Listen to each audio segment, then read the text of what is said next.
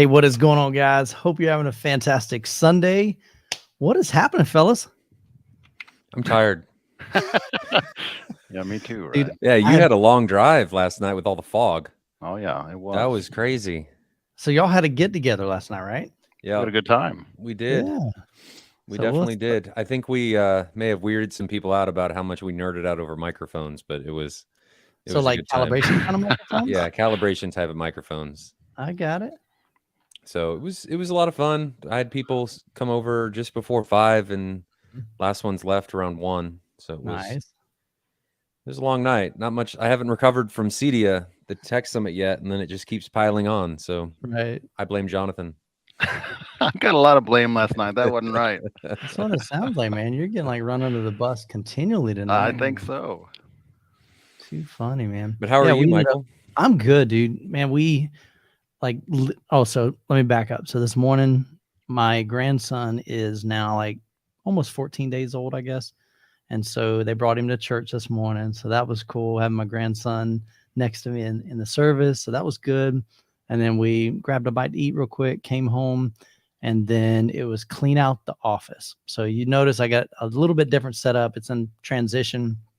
Looks good. So I bought a standing desk because I sit way too long editing videos. I mean, there are times I will sit here for 8 to 10 hours. I mean, I may get up to go to the bathroom real quick or get a drink, but I'm right back in the seat working, busting it out. And so I just spend a lot of time here. So I'm like, you know what? Let me get a standing desk. So a company actually I reached out to called Vori, and I kept getting ads from them on Facebook, and that was kind of what spawned. Man, I've never really considered a stand-up desk. And so I reached out to them and I shared with them, I'm a content creator and I want to redesign this room and really make it more kind of podcast friendly. I mean, before usually you're looking that way, which is down my hallway and my kitchen and my front door, and my kids are walking in, and my daughter maybe getting a shower and come out in a towel. You just never know what's going on. So I'm like, man, I really need to get this better. I need a better lighting setup because I'm using just a regular webcam and it does auto exposure. So usually it's kind of trash. So tonight's a little bit better. I got a big soft dome light here. I got another light back here, but this is just really temporary setup. But I'm loving this desk, man. This thing is gorgeous. It's about 150 pounds. I mean, it's heavy as anything.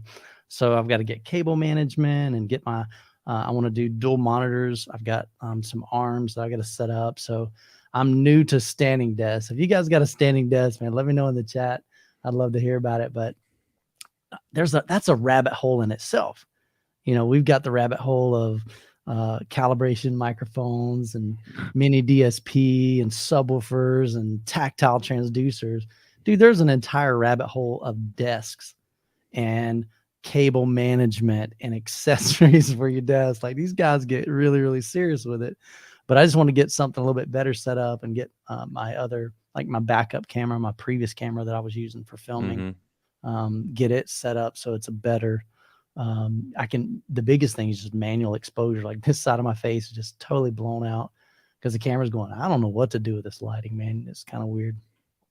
So, but we got this, I have a big desk. And so the desk covered most of this room.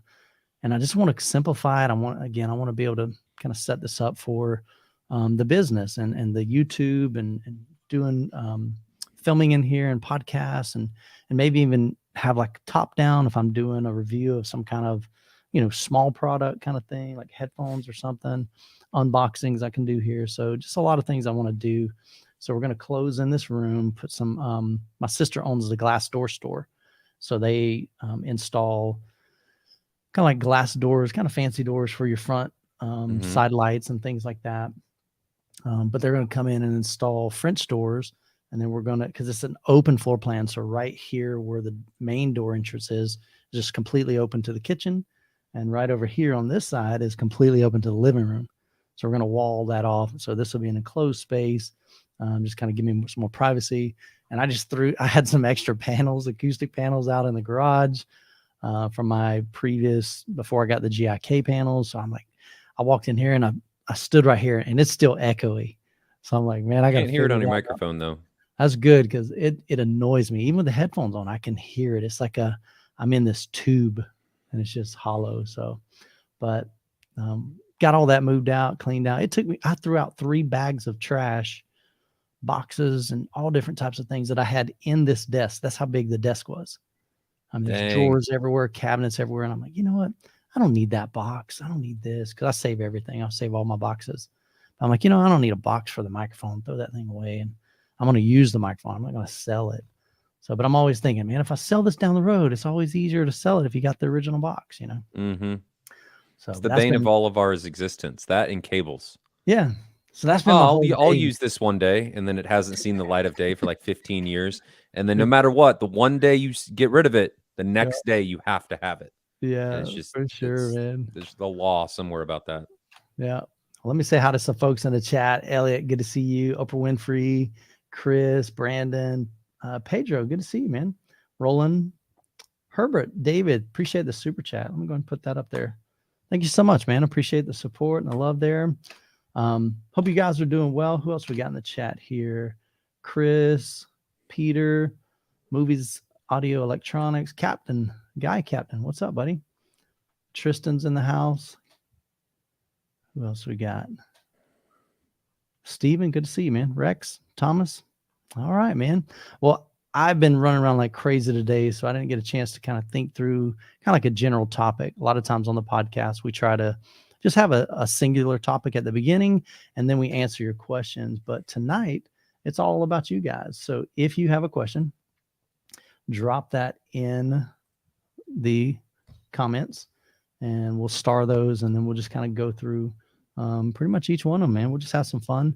We usually try to wrap this up in about an hour and try to respect your time, but sometimes we'll go a little bit over. But if you got questions, man, drop them in the chat, and we'll literally get right to it here in just a second. So anything audio, actually, let's go and start off while they're thinking of questions that they can ask. Mm-hmm. Tell us a little bit about the kind of some details on your event yesterday. So I had a bunch of people over. I hadn't had a full get together, I don't know, in probably about a year, I think. About 3 days. What was about 3 days ago? Shut up. Get out of here, Jonathan. 3 days ago. Yeah, it's the narcissistic theater, right? I mean, I got to make it all about me. That's what this is about. So I had a bunch of people over. I think there were probably 15 people, would you say? Yeah, that was a big about crowd. it. Nice. It was a real big crowd for a monthly movie night. The interesting part was there were many spouses, which doesn't usually happen. So that was interesting. I know a couple of them were on the path with their significant other about building out a home theater. So it was just kind of an event for people to see what they like, see what they didn't like, and get some ideas about putting things in. So the night started, I think, just before 5 is when the first guest arrived. And then we did some demos. We did last night was the first time I ever used spatial audio from Apple Music in my room, and that what did you think of that? That was amazing. Nice. It was amazing. I mean, a lot of the tracks suck. I mean, let's just be honest here. Jonathan, I think, hit it right on the head last night, where there's got to be some algorithm that a lot of these are using that's just doing it okay. Yeah. But it doesn't make sense to what they're doing. So there are a few that are phenomenal, like that are just next level, that are amazing. Yeah. And I am piggybacking on Curator Jonathan on the playlist that he's made, because I haven't gone through Apple Music yet. But it was a great time. So we did demos.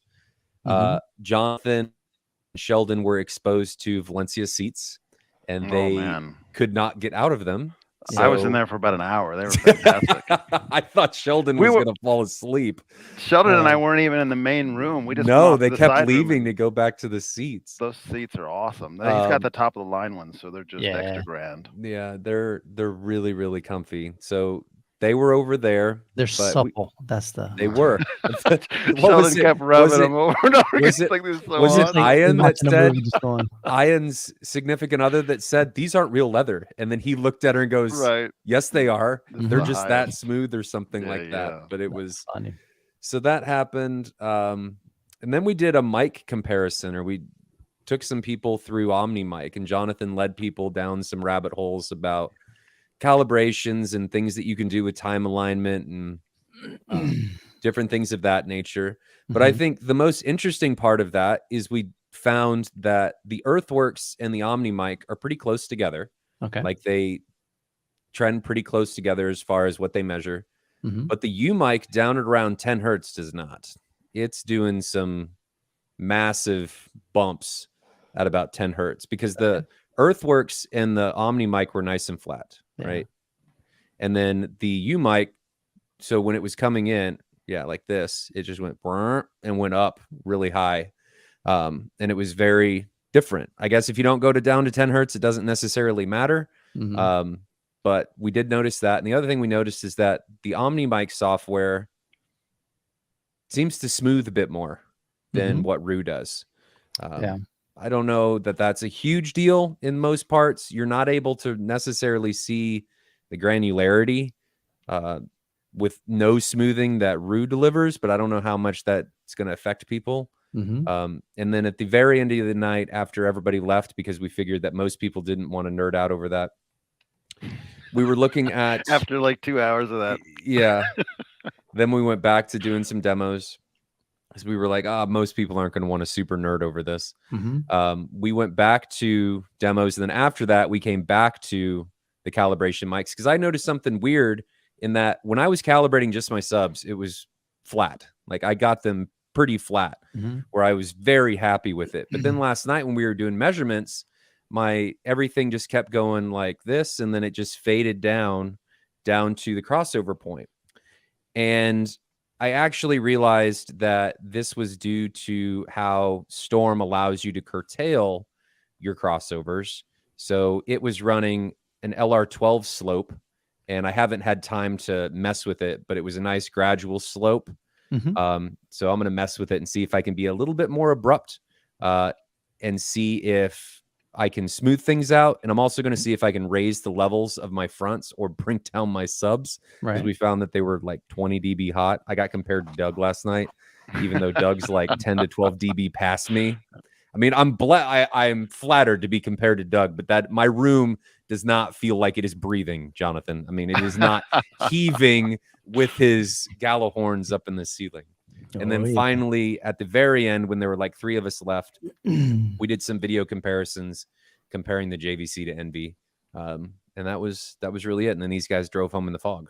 Oh, we did one more thing. We did a little motion testing on the NZ9 and the Xbox. Yeah. We did do some motion testing. You brought up the Xbox Series X, and then they were looking at, because Jonathan has an NZ7, and they were comparing its 8K E-shift to what the NZ9 does, because it's not the same.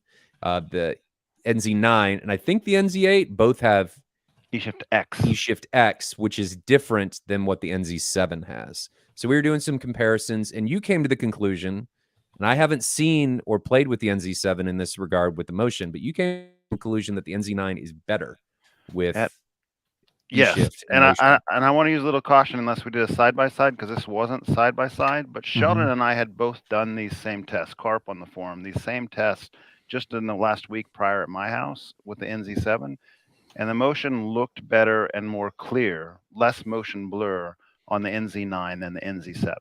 So without a side-by-side, I wouldn't say I'm absolutely definitive, but we were both leaning that it was clear enough that we thought we could make that call. So it'd be interesting. At some point, we should do a real side-by-side and make sure we're not making this up, because it's, when it's a week apart, there's a little variance in there you might not be able to account for. And the reason this came up is, let's digress a second for that, and we'll just talk about it just quickly. Yeah. We spent some time comparing the LS12000 and the JVC NZ7 in gaming, and the motion was better on the LS12000 pretty clearly. This was in your room, though. This was in my room, and it wasn't last night, correct? With my friend Tim, who's he loves all kinds of console games, and he was like, he wasn't very fond of the JVC for gaming. Yeah.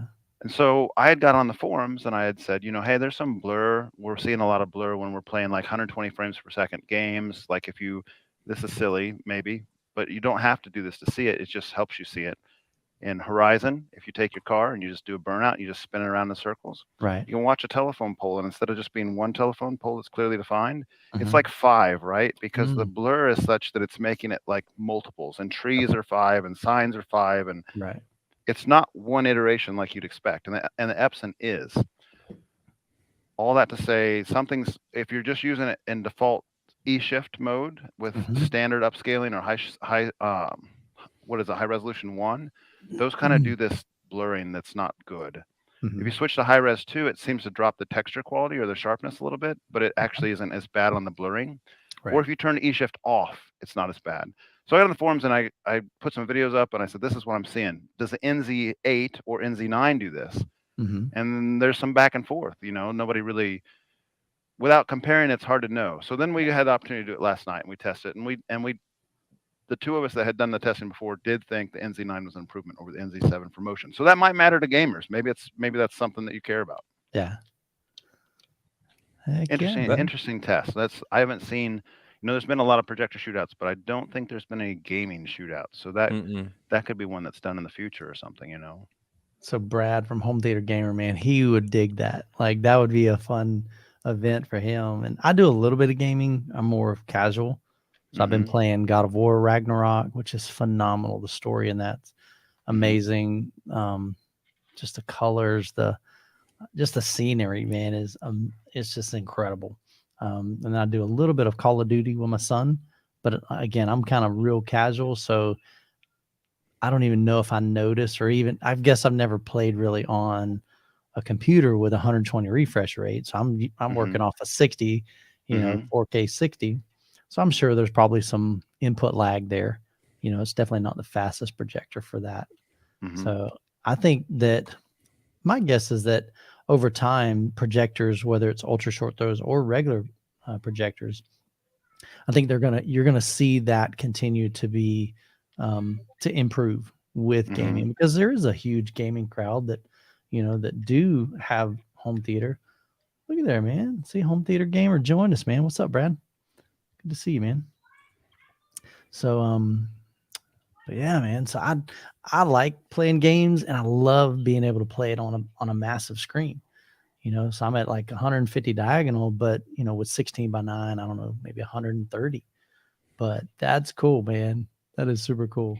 So Brian, you want to talk about the little interesting testing we were doing with the time delays between left and right speaker? Oh, yeah. That was interesting, I thought. So I think that was eye-opening for some people. So me included. Yeah, my speakers, and I'm going to just put this out there for a little bit extra information. My speakers, I think, have phenomenal imaging. So you're able to centralize and tell exactly where something is. But that means, at least in my eyes, that they are hugely susceptible to variations in alignment and delay. And what we were playing with last night was delaying my left and right front speakers slightly and seeing how easily it would be for people to be able to tell, or how easily it would be for you to hear the difference. And then if you could hear it, if you could tell which way the image moved. So I had been playing with this before, and I was pretty confident that you could hear a difference because I had been able to before, at least subjectively.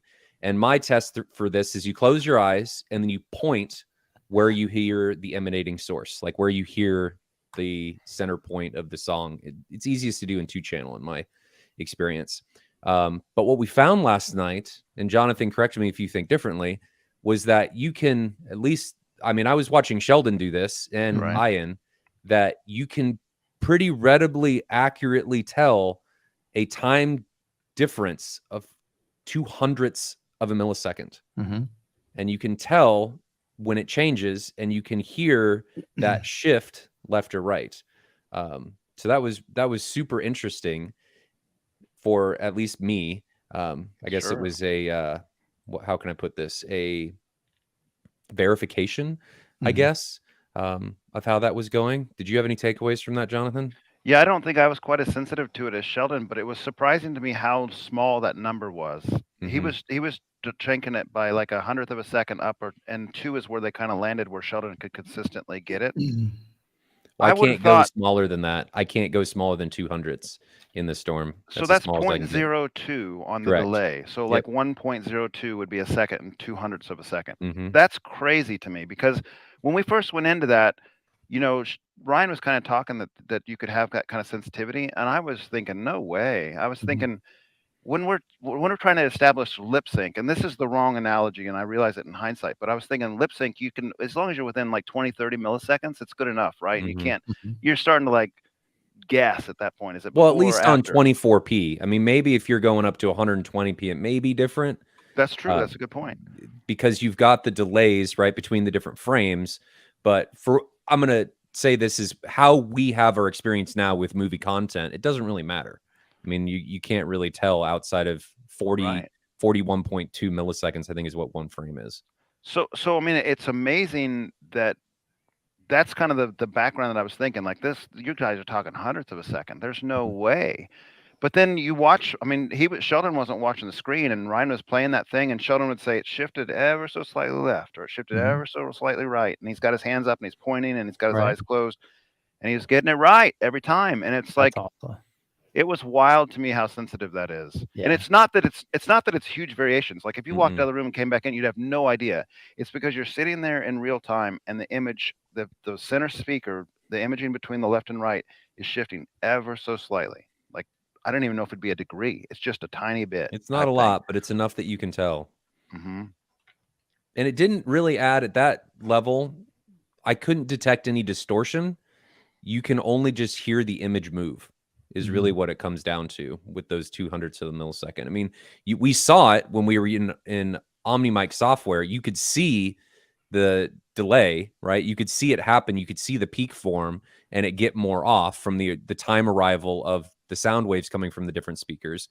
But I couldn't hear it. Like it didn't create any distortion. What it created was just the shifting of the image from the sound waves, at least in my experience, the sound waves arriving 200ths of a millisecond delayed. Right. So with the real-time analyzer on the OmniMic, what he's talking to is if you have an impulse response check between two speakers, be it center left or right left, you get like a response that looks like this, and then it'll go out, and this is the up and the down of the waveform, and it goes out. And if you're perfectly aligned, you just have one up and down. As soon as you start messing that up, let's say you put a half of a millisecond delay in there, it'll be two peaks. It'll be for left and right. They're arriving at different times, and they're not unanimous, or they're not uniform, so you're not just getting a single. You could watch that happening on the OmniMic, but I think that our ears, or that Sheldon's ears certainly, were picking that up before it even really showed grossly on the RTA scan, which was just blowing my mind. But we watched it over and over again. Yeah, I mean, maybe if you zoomed in a little bit, it could have been manifesting in like an up, down.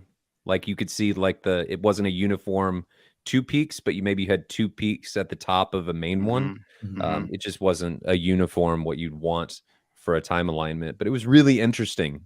And I think people, at least the people that were left, found that kind of informative. It'd be interesting to see if we had the same experience with your speakers, because yours are totally different than mine. Very different imaging than yours. Absolutely. Now one thing that also is curious is I with the subs, we had turned off the subs for that testing, right? With the subs, I kind of wonder if it would kind of mess that test up, because impulse response getting between the speakers and the subs is pretty difficult to get that fine. So we in the future at another meet, maybe we can test it with the subs on and see if that's that granular. We can try it. I can tell even when I'm just listening to music with all my speakers on, or with at least in 2-channel with all my subs on, you can still, unless you're talking about the impulse response in OmniMic, I could still hear it. It wasn't affecting anything there, but measurably, I don't know. So the other interesting thing on this too is that most people on this call, including myself, do not have the capability to go down to that granular level that he's talking about. He's doing that in that Storm processor. Your Denon and Marantz, the lowest denominator you're going to have is like 0.1 of a foot. That's a way larger distinction than this 0.01. It's like this 100th measurement. That's a 100th instead of a 10th. Right. Yeah. So I just never had tests with that. And I would have bet a paycheck if you guys could have made some money. Darn it! Would have bet a paycheck that nobody could test that. Like, could have gotten some of my money back that Jonathan's made me spend over the years. Darn it! Should have done that. Oh, super! That was really interesting. I don't think we really. I mean, we covered a lot. Jonathan continually messed up my projector placement, which I haven't fixed yet.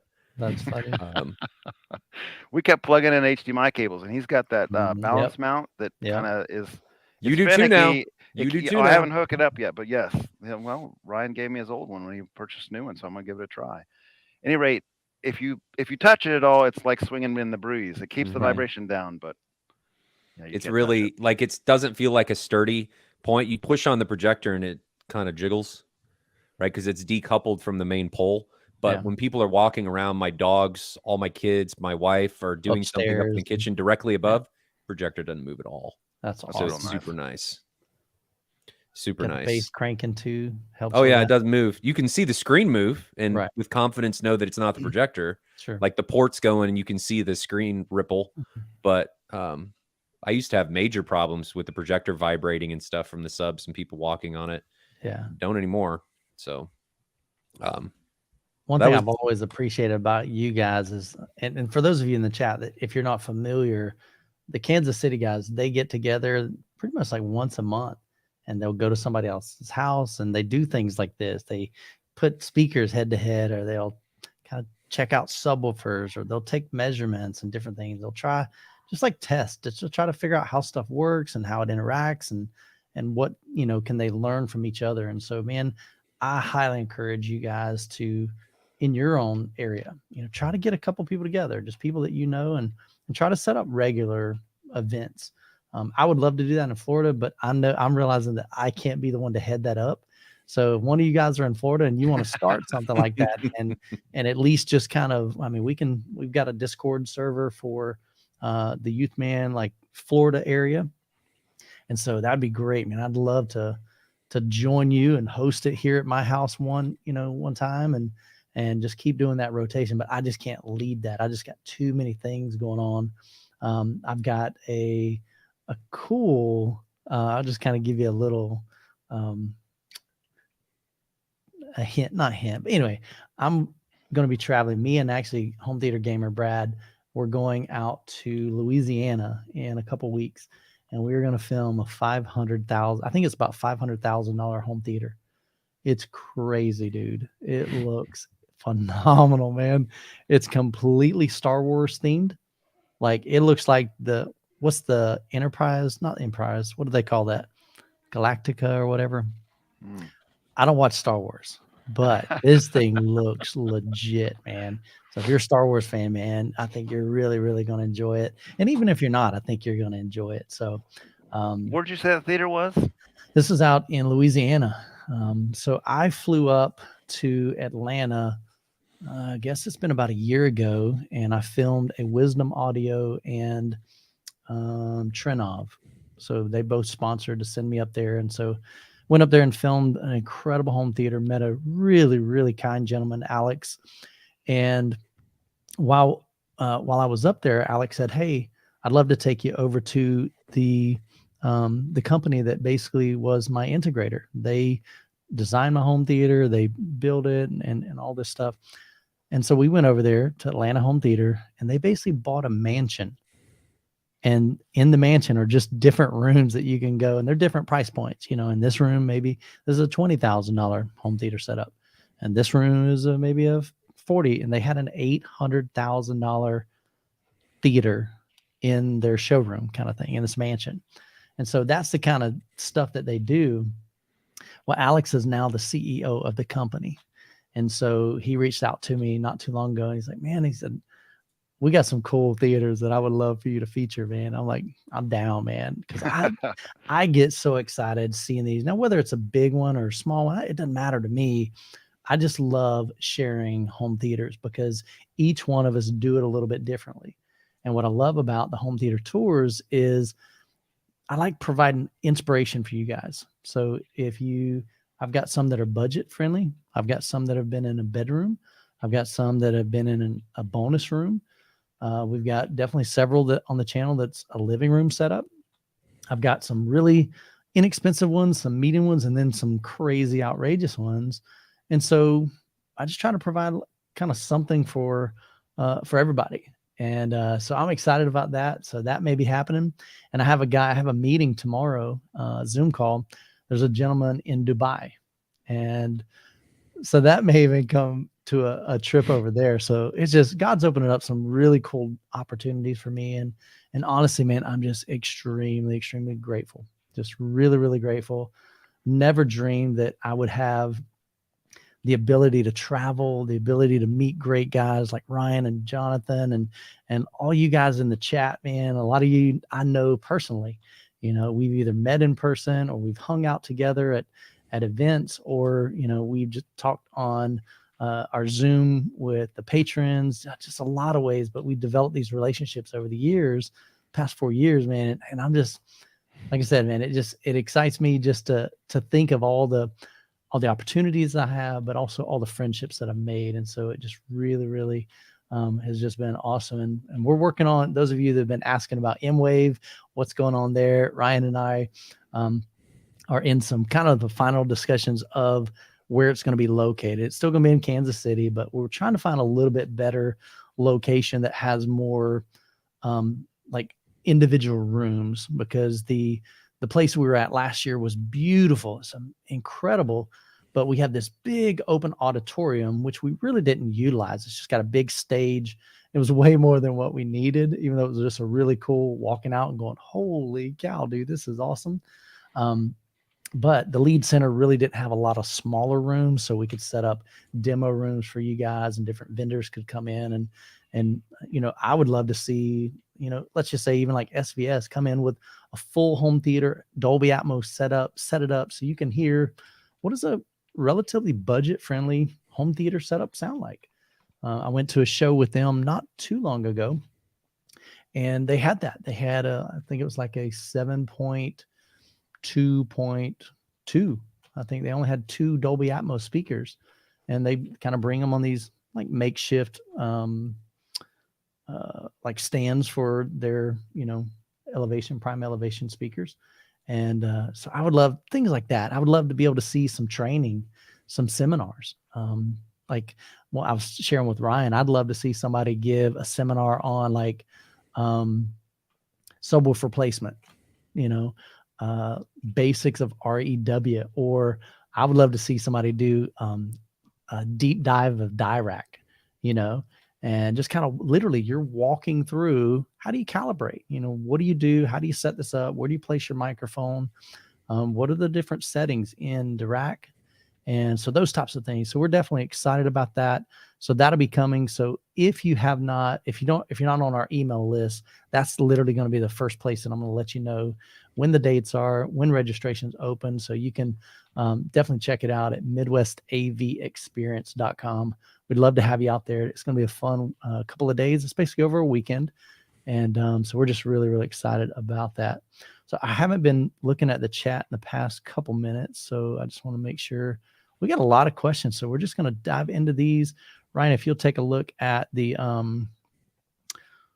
star and some of the new ones as they come in. Cool. I'm just looking through real quick. Yeah, I missed a bunch of them. That's okay. All right, cool, man. All right, well, let's jump right into it. We got a bunch of them, so we're going to just go lightning speed. Here we go. So Elliot says, after last week's discussion, I've been experimenting with a near-field subwoofer. Congratulations, bro. Near-field, I absolutely love. I think that's super, super cool. He said, my question is, what decibel level do you guys prefer to set them in reference to the rest of your system? I think Jonathan answered in the chat, but I'd love to hear you kind of share that with the audience for those that are maybe watching this on the replay and not seeing that chat. Sure. This is going to be just a personal preference thing, so there isn't a right answer for it. But in my room, so I have the front bank of 5 there, and then I have the rear bank here of 3. And if I lower them, I like my sound stage to come from the front, right? It's just as simple as that. So if I lower my rear subs over the front subs by about a dB or a dB and a half, that seems to do the trick. So you get all the feel, but you don't localize any of the bass behind you. So that works for me, and you can try it out and see what you think. Change your crossover points, change your SPL. I know people in our group that like the rear subs hotter than the fronts because they just want that feel. So there isn't a right answer. Just play and see what you like. It's very subjective. It's going to come down to the person, very much so. So us giving you an idea of what is right or wrong in this particular application, it's very different. Like I run my subs about 20 dB hot overall. I know it's not near field, but not everybody's going to do that. Yeah. So it's 20 very, you heard that right. 20 dB hot. I think I think it's a little higher than that. He's about 40. Oh, stop it. Just go away. It all blended well. Everybody just stop. Just stop. So it's very subjective and very much to taste. So do what feels right to you. Don't worry about what anybody else is saying is right or wrong. Do what feels right to you. Don't go down this rabbit hole of, oh, this is what the book says, or this is what so-and-so calibrator says. Man, if that doesn't feel right, don't do it.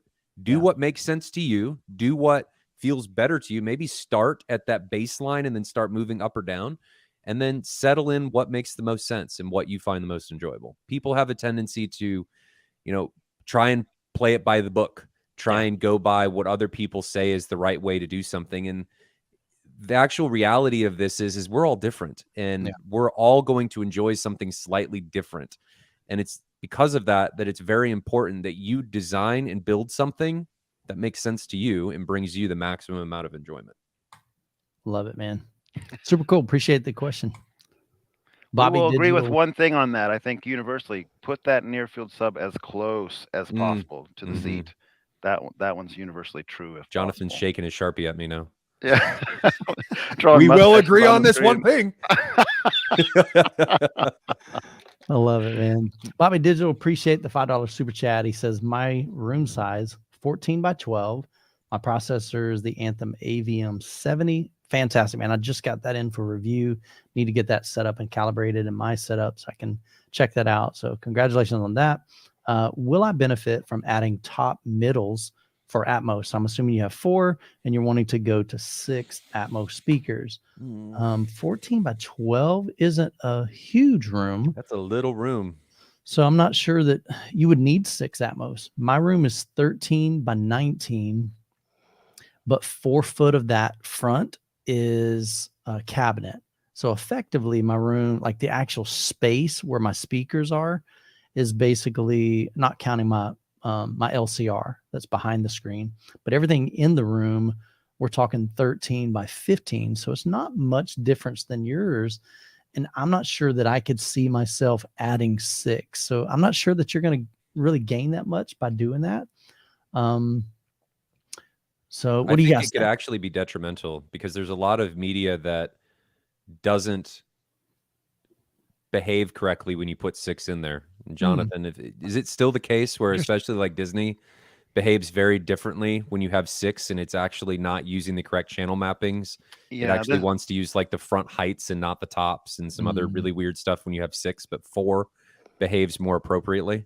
I think that's right, Ryan. I actually have not had a whole lot of experience with 6 yet because none of the guys in Kansas City have it yet, and I don't have it yet. Right. But just what I read on the forums. You hear that? He said yet. True. None of the guys in Kansas City has it. You have like 17 speakers on your ceiling. I don't even know which one's which. Yeah, Ryan's got them shooting off the ground, man. It's just crazy. Fair. Yeah. So Fair point. My opinion on that is I don't know if your room is really big enough that you would really utilize that. If you had a massive room, like I usually say, if you've got, especially if you had 3 rows of seats, absolutely, man, you really need to have more than 4 speakers up there. And then even then it's going to be, I think certain seats just aren't going to get a great experience there. Definitely your prime listening position, main listening position is going to get the best sound. But I think you save your money, man. Enjoy your setup. I know it's one thing for us to always like say, man, how can I take this a step further? What else can I invest in? How much more money can I spend? Sometimes we need to just sit back and go, dude, I got a kick butt system. Yeah. Let's just enjoy this for a little while. But yeah, I don't think you necessarily need them. And we talked about this last night at the get together. Build the system and think about the characteristics of your room and the hardware. So the reason I have so many channels, one is because I've lost it a little bit. I was about to say you have issues. Say it. Yeah, I have issues. But the other one is because my speakers are characteristically very narrow dispersion. Yeah. Sure. So like my bass layer, if I did just a 5-channel bass layer, I would have holes everywhere because they're only 30 degrees of dispersion. So I put the number of speakers I have in my room because of the characteristics of my room. It's very long, and because of the speakers itself. So if you have a small room and your speakers have high dispersion, like Jonathan, I think you would actually be doing yourself a disservice with running 6 on your ceiling, given I just need their one dispersion. One you just need one speaker, just one whole theater, just one speaker. That's it. Center point. That's it. One source. I tease, of course. But think about what makes sense for you. and what your speakers are designed to do and your room. And I think 4 is going to be plenty. Less is more is in a lot of these situations. Don't try jamming a bunch of stuff in there just because, higher numbers is just because you can. Yay. Yeah. For sure, man. So definitely good advice. So hopefully that's a help to you. Chadman, appreciate the $5 super chat. Used JVC versus a new Epson LS 12,000. He's new to home theater, dedicated basement space. Man, I'm so jealous of all you guys that's got basements, man. We don't have those here in Florida. Loser. There's one guy that I've met in very North Florida that has a basement. And so that gives you a lot of flexibility. So like I said, I'm jealous of that. Mixed sports, TV, movies. Also, how often do you use your home theater alone? Oh man, that's a good question. So I'm going to answer the last question first, and then I'll let you guys jump in on JVC versus LS 12,000. Sadly, I built my theater room 6 theater Cs because I figured I'm not building a theater if I can't accommodate my entire family. So we have 4 children, me and myself and my wife. And so we did 6 theater Cs, but a lot of times, honestly, it's me. Every once in a while, Jessica will say, hey, I want to see, she wants to watch chick flicks. I mean, let's just be real with it. So she watches that. And so I'll go, okay, let's go find something. And let's be real. Most of our significant others are perfectly fine watching something on this. That is true. As opposed to what we all find applicable. Yeah. So, but a lot of times it's literally just me or me and a friend. And then like today I had 2 gentlemen come over, a friend of mine, he bought my my big office desk in here. And he's like, before we even get to the moving the desk, he's like, I want a demo, man. I hadn't heard your JTRs yet.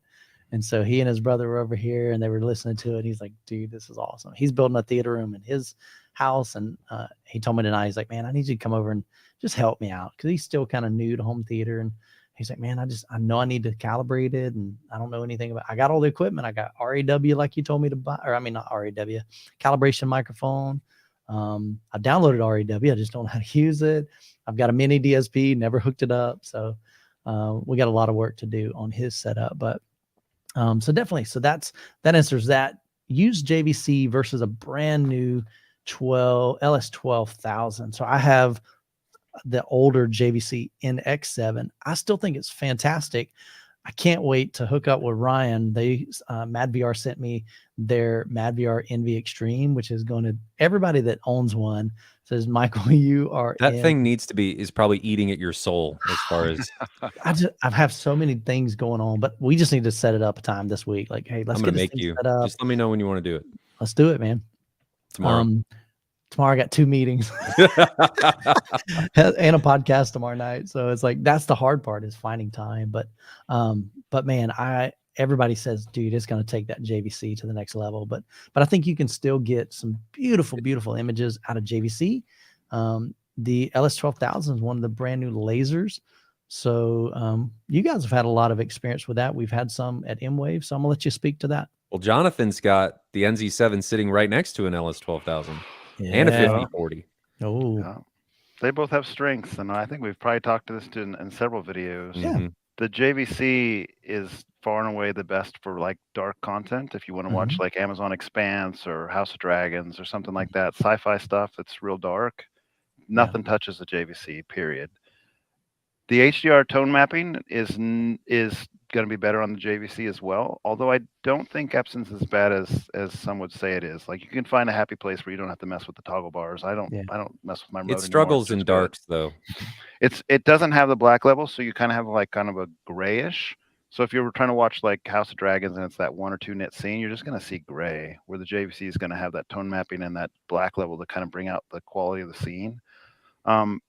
Gaming is, in my opinion, better on the Epson because motion is better on the Epson. We talked about this earlier in the interview. Like, if I go to blurbusters.com where they have those motion tests, right, it's clearer, it's less blur on the Epson. The Epson's a little brighter. If you only could have one projector, you're probably going to want the JVC. Honestly, if you don't, in most situations, you're probably going to want the JVC. But the Epson's nothing to poo-poo on. I'm very happy with that Epson, and for the price I paid, it does a great job. Sure. And I'll put this out there. I've said this before in one of our videos.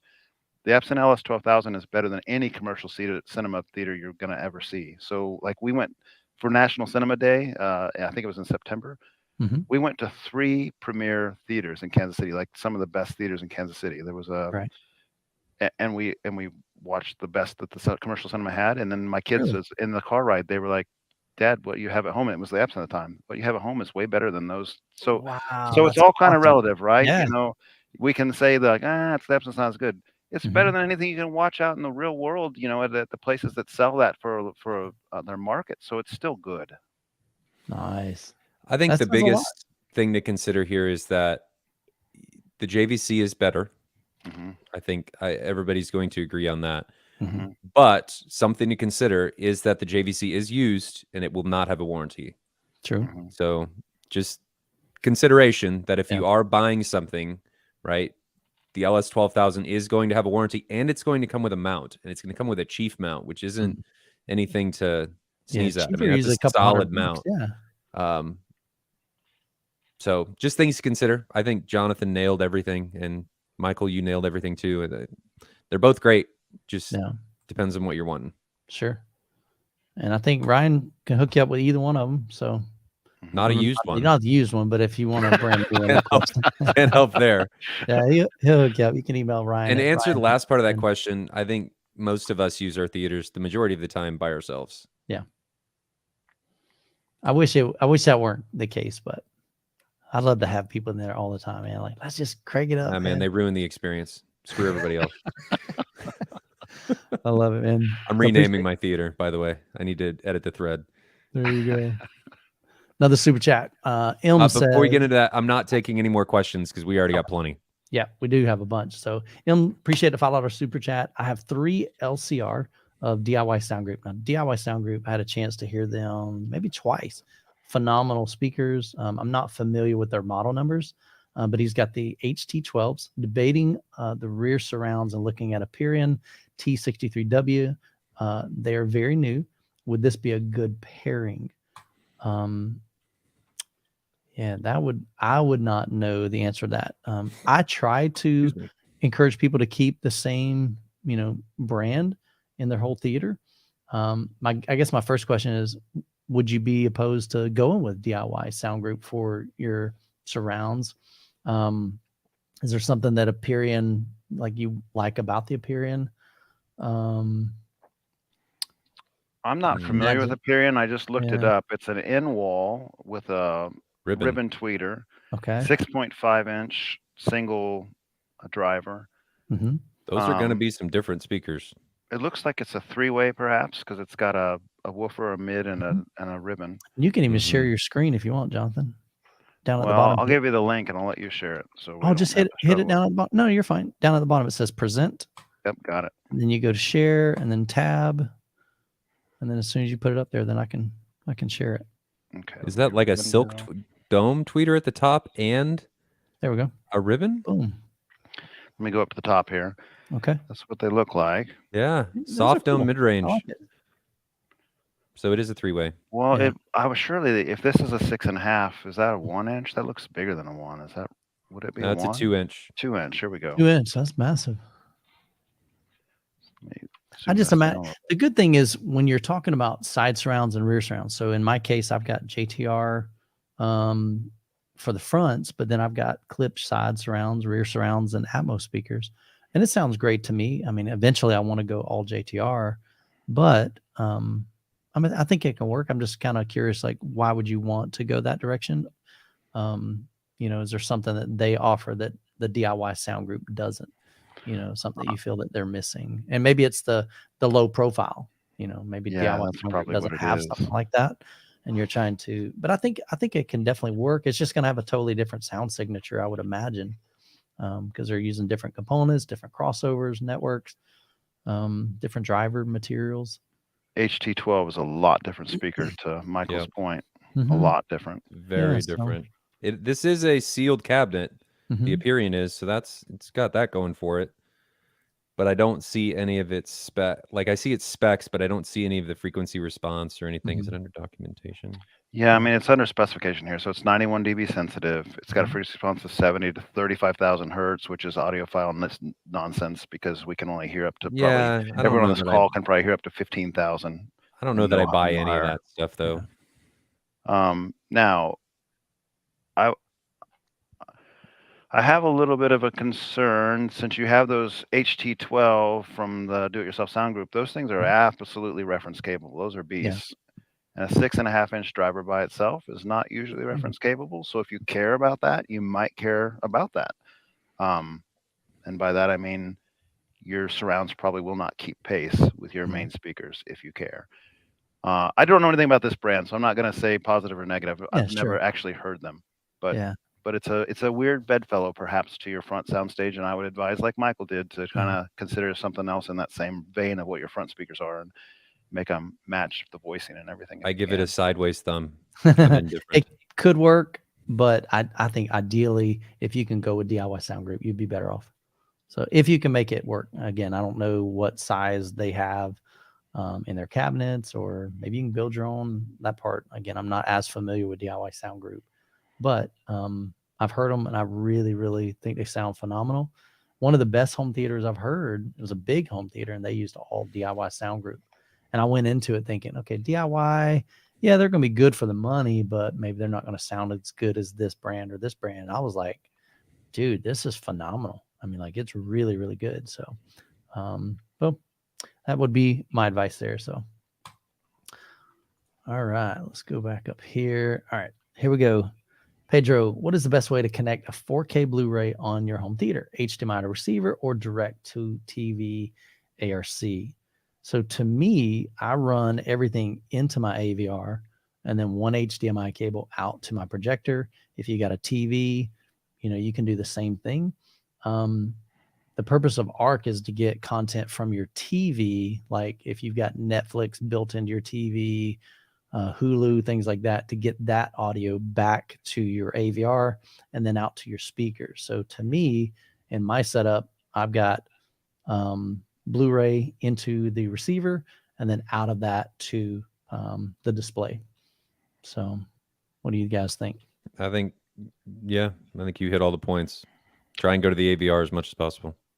The pivot point would be if your AVR is old and say it doesn't support HDR, doesn't support 60 frames per second. Sure. Yeah, that's a good if point. You got an old HDMI 1.3 or something codec, then you might want to go to TV because you'll get the better color quality, your color scheme will match, all that kind of stuff, color spectrum. And kind of the same thing with gaming. If your TV supports 4K 120 and maybe your AVR doesn't, then you may want to do that route. So I think there's definitely some options of when you could do that, but to simplify things, if you don't need those certain things, or if your AVR is kind of up to date, I think you can definitely go straight into it, come out of there. But I appreciate like the other side of, I didn't think about that. So that's why it's good to have multiple brains on this. Definitely, man. Good. Brandon says Funk Audio 24. So that's a big old subwoofer, Ultra LFE or Ascendo 32-inch. I guess maybe a 32-inch or 50-inch. Man, you're going big boys here. Alcons. So basically he's asking, now Funk Audio, I've heard great things about them. Ascendo, I've heard their subs. I like their subwoofers better than I like their speakers. I wasn't super impressed at Cedia with the speakers, but the subwoofers are pretty powerful. JTR 4000 ULF, they're absolute beast. I've heard them in many, many home theaters. Alcons Audio, I haven't heard. So what are your guys' experience on that? Ascendo, those are some expensive subwoofers. I mean, I think your best bang for your buck is the 4000s. I think if that's a consideration, then I don't think you can really go wrong with any of these subs. You just have to make sure that you have enough room. Yeah, it's a monster, man. Really. Now the good thing with the 4000 ULF, there's different versions of that, just depending on the space. Some of them are narrower, so if you want to put it behind a cabinet and you don't have the space back there, the depth wise. Yeah, but you're just defining enormous in different ways. Right, but that's what I'm saying. I mean, it's still big, but I'm just saying the shape of it. There's a sofa table that's more long if you want to put it under a screen, things like that. But yeah, they're still monsters. You're not going to get. I think in most people's cases, though, they may be better served by going sealed instead of the 4000. I love my 4000s, but I don't know how many people need 130 or 140 dB at like 30. Yeah, it's 30 hertz or 40 hertz. Yeah, and your sealeds are going to be able to go lower. Yeah, I've got the RS2s, 2 of those, and they're flat down about 5 hertz in my room. So Jonathan, what are your thoughts? Plenty output.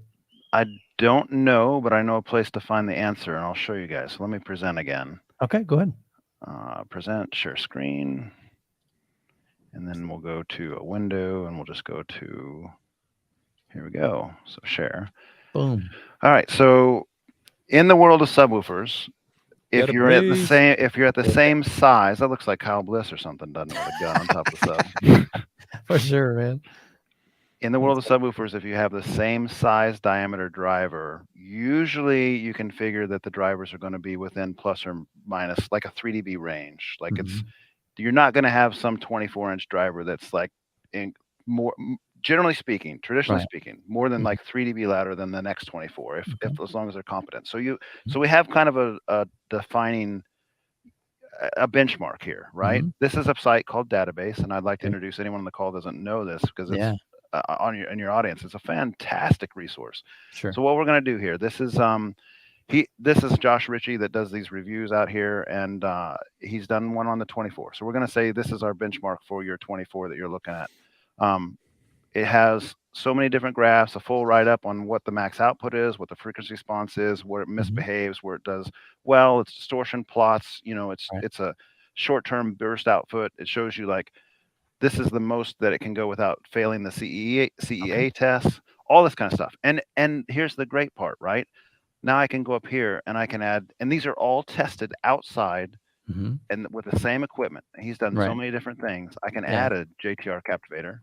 Oh, nice. And I can say add. So while it's not testing, that's cool. While it hasn't tested that specific one he's talking about, we know we're in the ballpark here. Yeah. So here's JTR speakers, and this is which this is max burst. So this is max output.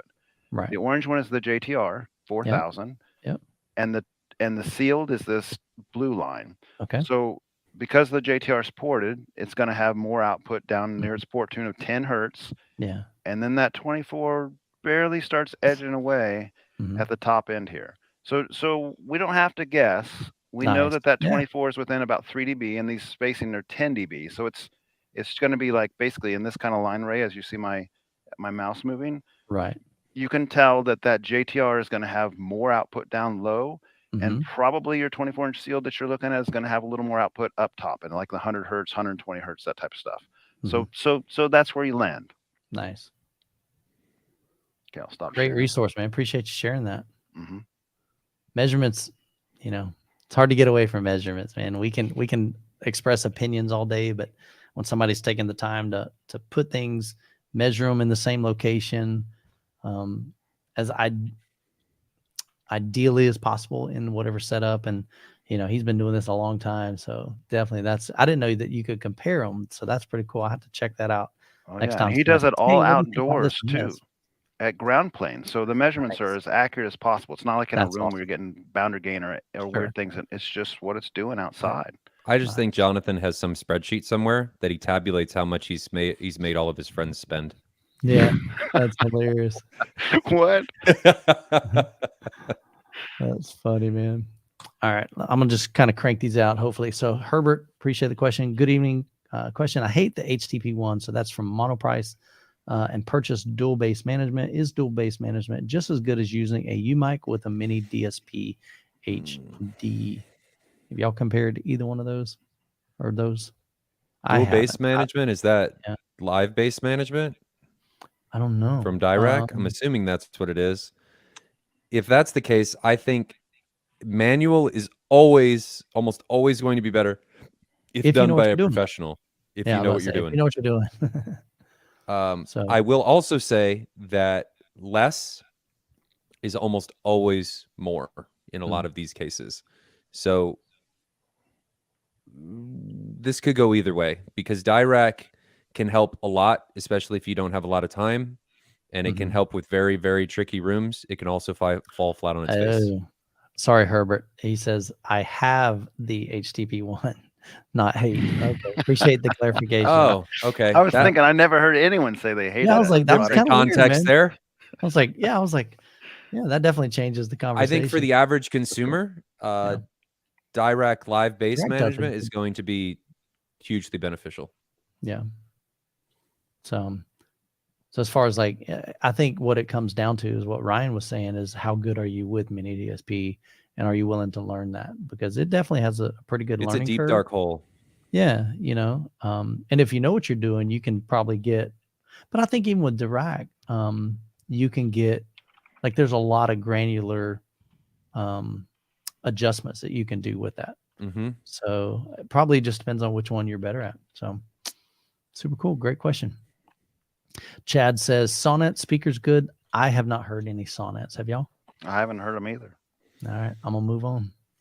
Next one, Peter. Is Youthman using tactile transducers? What are your opinions? I love tactile transducers. I love near field subs probably more, but I think both of them offer great addition to what your natural subwoofers generate. But today I had two gentlemen over at my home theater. We cranked it up. We were watching clips from Maverick, Quiet Place 2. I think I did one more demo, and we got plenty of bass, man. I mean, you're feeling it in your chest and your body. He's just in denial. Yeah. But probably if I had the room for it. So the short version is I did have a company reach out to me, and they were going to send me some, but I needed to move my seats forward to be able to mount those because they're too big to fit underneath the seat. So I would add them if I had the room. Because again, that way you don't have to crank your subs up so much. If the wife's asleep, you can have it down and still kind of feel that without having the bass cranked up as much. So I think there's definitely some benefit of adding those, but I do not have them in mine. Jonathan has them in his, Ryan has them in his, and I think they're fantastic. So, and there's different levels we've done. If you search tactile transducers on the Youthman channel, you'll find a previous podcast where I think maybe even a couple of them, we talked about transducers. There's some short clips of that. And so maybe you'll get some more information there, but definitely I love them. I think they're great. I think we're going to do this at M-Wave. Yeah, we talked about that. Great. I think we're going to do it at M-Wave. I think we need to reach out to some vendors, and we need to set up some seats so that everybody can hear and feel all of these different ones and be able to turn them on and off so that everybody can get used to and experience all of these things. Because we try and do things that nobody's done before. And I think this is a big one to give people experience, because there's a lot of people that most don't have any way to go out and try. I mean, you're not going to be able to go to Best Buy and be like, hey, show me your Boss setup. And then after that, hover Boss. You can't do that. So we're going to see what we can do. I think that'd be awesome for people. So definitely head over to the website, MidwestAVExperience.com. Sign up for the newsletter. We'll talk about any type of updates. I'll be sending that out hopefully shortly, man. So, dude, that would be awesome if we could set that up. And it's happening. Easily it's on my mind now. I got to think about how we're going to do it. Like, how do you do that? I mean, hopefully we can get like Valencia to send us 3 seats or something, so we can do 3 of them, or something like that. The vendors will be on board. I think we'll make it happen. Fun. Nobody's ever done that, so that's what it's going to happen now. Let's do it, baby. So join us, man. It's going to be fun. Jeff, appreciate the question. What's the best? Okay. Anytime you say what's the best, I think that's crazy subjective. I'm going to rephrase it. What are some really great entry level 4K projectors? I think Epson does a phenomenal job. You can get the older 5040, 6050, and budget, or I guess not really budget, entry level to me kind of signifies budget. Again, and we're talking what is your budget? I think for the most part. I don't know. I mean, it depends on what your budget is too. I mean, your entry level may be entry level might be 3,000, might be 5,000, might be 300. I think that's going to determine it. But I think Epson makes a great projector. I think they probably offer maybe the most bang for the buck. Yeah, I think we're all in agreement that like the 5040 is probably the best. It's a great projector. You're going to be able to get. Dude, I rocked that for I think a couple years before I upgraded to the JVC NX7. So, but it's a lot cheaper than the NX7. So, but yeah, that'd be a great option. Just check out some of the Epson lineup and just find one that meets all your needs. Jonathan, anything to add there? No, you guys already said it. The 5040 is, only available in the used market at this point. But it's a fantastic offering for $1,000. That's about what you should expect to pay. Yep. Yeah, $1,000, dude. That's awesome. Yeah, Epson in general is kind of the value leader. Yeah. And then Sony and JVC are a little bit better picture, perhaps, type thing. Yep. But you're going to spend quite a bit more. So again, Jeff, just really depends on your budget, man. So we kind of talked about this earlier, so I'm just going to briefly mention it. 4 Atmos versus 6 Atmos. I think it really depends on the size of your room. Can you benefit from it? Sure. Is there a lot of content that utilizes all 6? Don't know. I think there's probably less than we think. And then the other thing is you're going to need more amplification. You're going to need a better processor that can, handle 6. Even some, like I have the AV7706. And so if I'm running 7 bed layer speakers, I can't run 6 Atmos. And I'm not even sure it'll do 6 Atmos if I drop down to 5.1. Maybe it will if you drop down to 5.1. So kind of depends on your setup. But I think if you've got 3 rows of seating, absolutely, I would go with 6 Atmos. If you got a small room, I'd stick with just 4. Even 2 can be really good depending on the room. Yeah. Don't overlook 2 because 2 gives a lot. I still would rather do 4 though. It depends on the room. If the room's really short, you may not have room for 4. Yeah.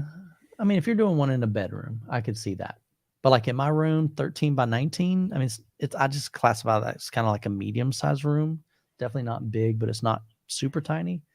It would be hard for me to do just 2, I think. So that's just my opinion.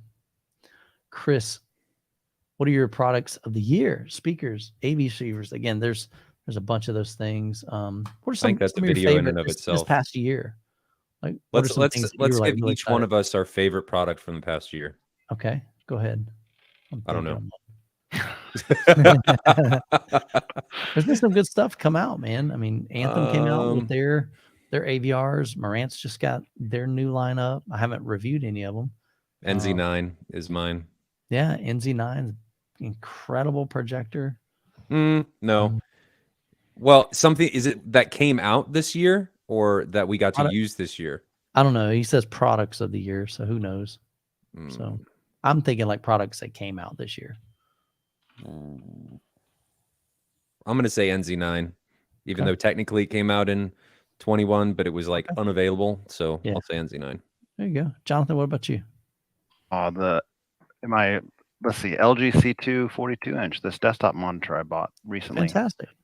It just changes the whole game. I mean, I love computer gaming, and with the OLED black levels, it just reinvents games. It's fantastic. Yep. Nice. What does that run? It's a great upgrade.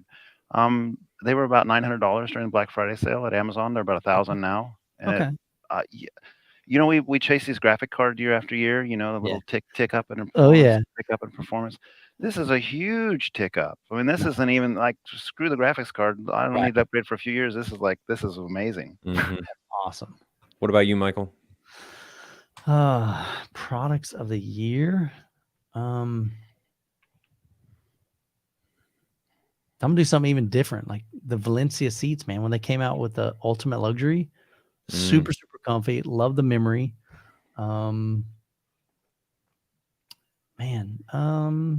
Ones that I'm trying to think of ones that I've reviewed. Products of the year, something I was just blown away with. Honestly, I don't know. The good thing, like what I get to do every day, I get to check out some really cool home theater stuff, man. And I get excited. I'm like a kid, man. I am a kid. I'm just an older kid. We're all kids. Our toys just get more expensive. That's true. That is true. Before we go on, Jonathan, do you need to take off? Because it's after 8. Yeah, absolutely, man. If you got a bill, I think I might drop off. My wife asked me to spend some time with family tonight. We're going to be here a while, I think. We got 20 questions started. Thanks, fellas. I'll talk to you guys later. Brother. See you, Jonathan. Good night. Yep.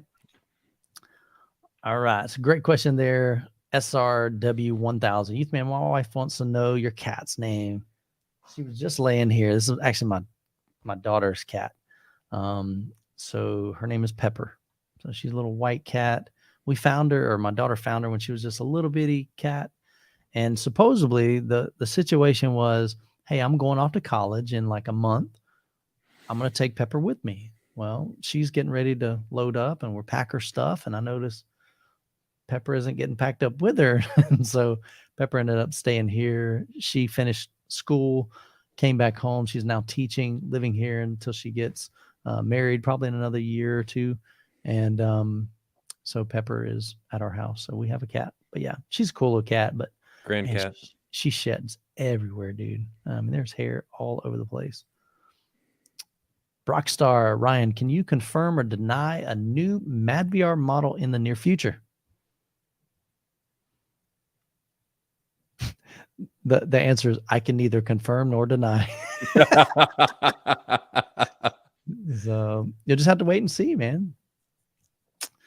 Yeah, and near future, yeah. So he's not at liberty to say, based on his expression. Here, let's see. Blink if there's a new one coming. No, I'm just kidding. I was going to see how long I could hold my eyes open at that point. Yeah, hold my eyes. So cool. So probably not at liberty to say. Nope. Yeah. So not really there. What is the best way for them to know when MadVR is going to launch something? Is there a newsletter? Just check the website. Yeah. madvrenvy.com. Check the website. There's also a AVS forum thread that I do recommend that people check out. It's pretty active. Okay. Matchy and myself are pretty active in there. So if you have any questions, that'd be the place to ask. Cool. AVS forum. Perfect, man.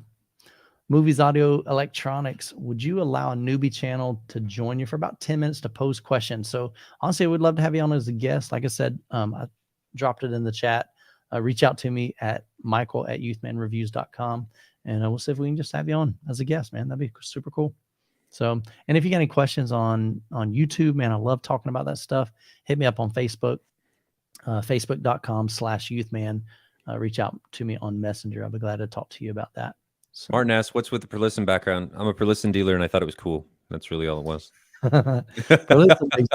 Yeah, Ryan loves his green screen, man. So we see all kinds of cool stuff, man. And so I got I'm working on mine back here. So I'd actually prefer to do what Michael's doing, but I'm in a bedroom that my brother uses sometimes, so it's not really conducive to do what he's doing. Yeah. And the green screen's just super versatile, so it's just easier for me. That's a cool photo, man. And that's their center channel, dude. Yeah. That thing is massive, man. I mean, it's effectively one of their towers. This is an S7C instead of the S7i, so it's just configured awesome. differently. It's all it is. Yeah. Jeff, are we going to see Avatar? Honestly, I don't really have any plans to go see it. I may wait just to see, when it comes out, kind of see what everybody thinks about it. And then it's just not like on my priority list like Maverick was. I can't stand the theaters. Every time I go to the theater, I have a bad experience. Yeah. Or something I don't like. And then I'd rather experience a movie for the first time in my own home theater because I know it's going to be better. Why do it in a different theater? So are you looking forward to Avatar? Absolutely. But I'm going to wait. Yeah. For sure. Okay. Cool deal, man. Rex, and because I can pause it. True. And go to the bathroom and get your snacks that are a whole lot stinking cheaper. Yep. Holy cow, man. Rex says, driving myself crazy trying to decide on amps. I need 8 channels for Triad Silver, SAT in walls, and RSL C34E in ceiling Atmos. So he needs an 8-channel amplifier, Ryan. I think I know what you're going to say, but who would you recommend? And again, a lot of it depends on budget and what you're looking for. I don't know. They're pretty budget friendly. I say Buckeye. Encore 502 or Encore 252 would be the sweet spot. I don't know what the power demands are of those triads, but you cannot get better price for performance than with those amplifiers. And I just got my Purifies. I ordered 24 more channels of the Encore 502s. So I can't beat them. I mean, what they offer, it's top notch for a great price point. Yeah. If you need some, let me know. Check out the website, Buckeye. If you need to get some pricing, just shoot Ryan an email, ryan@ascendav.net. He'll hook you up. Peter says, what's your guys' opinion on tactile transducers? We talked about that a little bit earlier. Do it. Great deals out there. Should I get them? Absolutely, man. I think they add something that your subwoofers, even if you got big, massive subwoofers, we've talked about this plenty of times. Tactile transducers they kind of like fill in the gaps, and they add something that your main subwoofers don't have. Same thing with near field subwoofers. And so there's a lot of, when they're dialed in properly, I think they can really add to the experience. If they're not dialed in properly, they're just going to totally pull you out of the movie, which is not what you're wanting to do. So, but yeah, I love them, man. I think I haven't bought any, but in talking to you guys, I would probably stay away from the super budget friendly ones. Would you say? Yeah. You know what I mean? Like I think if you can get butt kickers, do it, but they're more expensive. Yeah. Because what's that one brand on like Amazon that's super cheap? Aura shaker. Oh yeah, like Aura. They don't have the pistons, and they don't have the mass to be able to do what's amazing needed. things about those. No. So if you're going to go with it, I would just encourage you to get something that's at least middle tier. You definitely don't have to go up to Croson level, because they're going to last longer. I mean, the butt kickers. So a lot of the butt kickers that Jonathan and I have came from a theater that had them for years. Yeah. Years. How many of them who don't? 220. 220 butt kicker advance, and we cleaned them, and they were rattling, but they just needed some lubrication, taken apart and fixed up, and they were good to go. I mean, that's where we got our butt kickers, and they were 14 cents a piece, man. That's a youth man deal. They were not 14 cents a piece, but they got them super cheap, man. But it was a great deal, and we sold them off to people at great deals. So if you can find butt kickers, they're the way they will last forever. Or Crosons, but Crosons are expensive. Croson's going to be way on up there. A lot more expensive. But yeah, like I said, I think I would probably steer you away from the Aura, unless it's just like, hey, I just don't have the budget for butt kickers. Then unless they're mounted like an inch from your butt. Yeah. But home theater seats are usually bigger. All right, let's get through these. Yeah. F0 says, why does nobody put subwoofer in their chairs and or couch? I did it. I do. Enjoy it. Actually, Jonathan does it too. Yeah, called Boss. Yeah. So, I've got 6 subs, 12-inch subs in my couch. So we definitely do, but we're a little crazy. So the reality is, like, there's a handful of people that are willing to do that.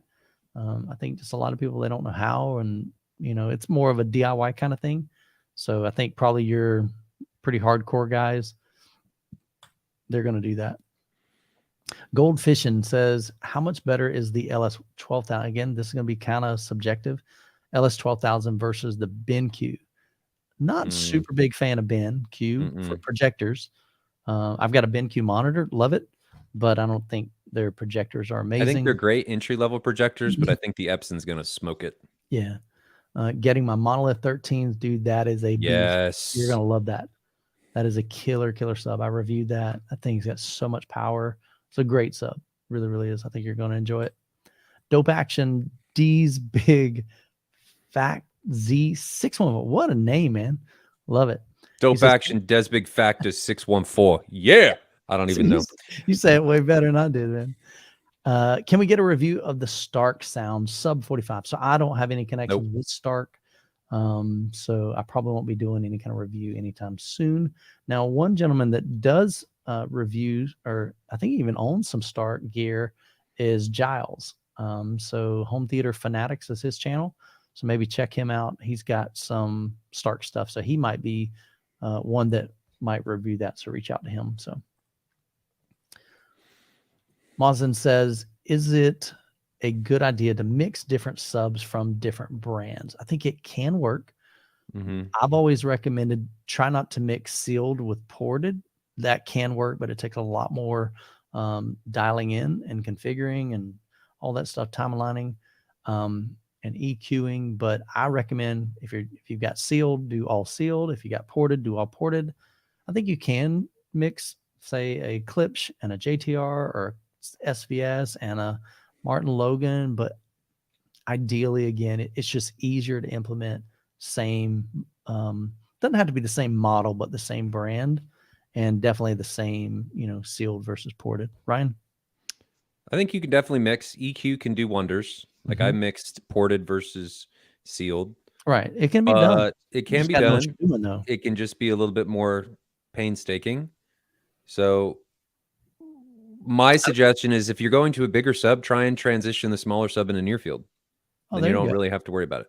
Cool. Try and find a different use case for it where you're not really worried about EQing them together. Good advice. Jay Cameron says, how do you feel about using 4K TVs versus a PC monitor? Not for gaming, but in general. I think they're great. I don't really have I mean, I've got a PC monitor, but I mean, I haven't had a TV in 15 years. Don't you have one now? I said I haven't had one in 15 years. I just got an 85-inch from Hisense. So I'll be installing that in the living room. So we'll be watching the channel for that. Doing some videos on that. I'm actually going to build out a living room setup because I know a lot of you guys have living room setups. And so I'm going to do some kind of like home theater 101 type of stuff, walk you through on how to connect it. You guys, a lot of you, it's not going to really maybe appeal to you as far as how to do that, but I'd love to reach out to some new people that are wanting to get into the hobby, that they're thinking, man, this might be a little bit over my head. And so I'm going to try to walk them through just some basics of that. But I'll be setting up a living room setup, home theater system in the living room. So, but Ryan says, absolutely. I think it's fine. I think it's great. Miles says, what's your opinion on Klipsch RP8000F paired with a Cinema 50? So that is the Marantz, new Marantz AVR, I believe, or is that a processor? I don't know their model number. That's their AVR. Okay. So new Marantz AVR processor from 2022 and an Emotiva XPA 4-channel. So I love Klipsch. I like their sound, especially for home theater. I think they're fantastic. The Reference Premier series is a great, won't totally break the bank. They're definitely very affordable. I've reviewed the RP 8060F. So that basically is the RP 8000, but with the Atmos built into the top. And I have the new RP 8060F version 2's in for review. I've got that whole system. That's what's going in the living room. So I think that would be great with the Marantz. Absolutely. I rock the several Klipsch systems with Marantz AVRs as well as processors. They sound great. I think Emotiva makes a great, I didn't know the XPA made a 4. Oh, that's right. They have now you can kind of custom order. So yeah, that makes sense. I knew they had the XPA 3 and the 5. I just didn't know they had a 4, but I guess they can do that because they're kind of like modular. So I think that'd be a killer system, man, honestly. Michael knows more about Klipsch than I do, so I'm going to defer to him on this one. I think it'd be great. I've owned over 50 pair of Klipsch speakers, and I like them. I really, really do. I think they make great speakers. I don't like their entry level stuff, like the ones below the Reference Premier. They call it Reference, and I got my own opinions on that. I think Reference should be like the higher standard, but they're basically saying everything is Reference, and then they make the better speaker the Reference Premier, but then they've got the RF7s version 3, and that's Reference 2. So I'm like, how do you compare a $2,300 with a $400 speaker, and they're both Reference? So that's a little confusing, but I think that the Reference Premier, they're fantastic, man. Go for it. Great setup. Movies, audio, electronics. Am I missing anything? Braving a book? Is it braving? What's he saying there? Braving, like using bookshelves for his left and right. Okay. So am I missing anything? Using a bookshelf for left and right mains when I'm sitting 6 foot away? I want 280F. What is that? Oh, okay. So I think that's Klipsch. Yeah. Unsure if it will be too big. 2-channel stereo with bookshelf is lacking. RP 280F possible choice. Do you have a sub? Because if you don't have a sub, they're going to struggle. Sure. They're going to struggle big time. If you have a sub, you're going to be hard pressed to tell the difference between the towers and the bookshelves, as long as they're well integrated. Yeah. Chana Techno Dad, he went from, I think he had some Martin Logan speakers, and then now, forget what brand he's running, but he went to bookshelves with a quality subwoofer, and he loves that setup. Yep. Dude. So I think you can get great sound, especially sitting 6 foot away. Absolutely. If the 280 is the really, really budget friendly Klipsch, again, I'm not super impressed with them. The finish isn't that great. Their sound is okay. I'm just not a big fan of it. The Reference Premier series, I think, man, spend a little bit extra, and I think you're going to get a lot better performance out of those. Bob says, any thoughts or opinions on the NVIDIA Shield 4K So I don't have that one. I've got an older one because I use that as my Plex server. Thinking of asking the missus for it for Christmas. Currently, just Union Google. What is that? It's the Google OS built into the Sony 85-inch TV. I gotcha. Okay. So any benefit of the Shield. So would he benefit going with a Shield over this is so OS? I like the Shield for the most part. They've had some issues specifically with Plex. Now, if you're doing streaming content and only streaming content, and I'm probably going to say get an Apple TV because it's the user interface is so much more polished. The apps are a lot better put together. Not that they're really any different. Things just run better on the Apple TV. If you're doing things like Plex and playing back rips, don't do Apple TV because you're running problems with lossless audio, right? Don't do it. But if you're only doing streaming content, Apple TV all day. Nice. It's just a more polished ecosystem. Yeah. I don't like my Shield. It's glitchy. I say glitchy. Yeah, it is glitchy. It is. I mean, it does. I only use it for Plex. I think mine's like the 2017 model. Yeah, so it's they didn't change much. It's still the same. A lot of times I run Plex and it'll be like, "What do you want me to do with this file?" Yeah, I just changed mine out for on the main level for Apple TVs, so it's just a better experience. Yeah.